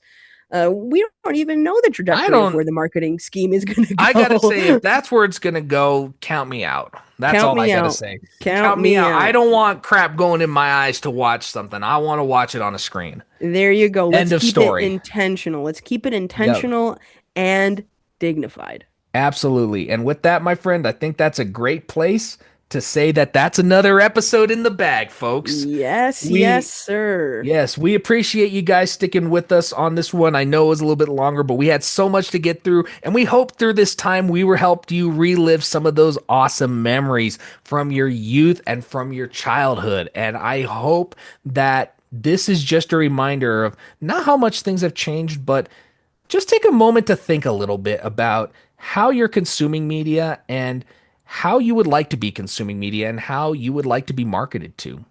With Mhm. that, my friend, I will let you take us out. The early 2000s were a time when movie marketing was multifaceted, ubiquitous, and impossible to escape. Even if you turned off your phone for the day, campaigns rolled out over months, making movie hype feel like a shared and connected event. You couldn't scroll past it. You lived it at home, in the grocery store, at the mall, and even in your fast food meals. It was before everything went digital and hyper personalized, back when everyone saw the same ads, collected the same toys, and argued over the same trailers. There's a real nostalgia in that, a reminder of when movie marketing wasn't just cash grab promotion. It was peak spectacle, playful, and totally unavoidable. Yeah. Thank you for joining us today on this special episode, the first episode of our second season in Yes. 2026. Absolutely. My name is Ramona, My name is John. and we'll catch you on the rewind.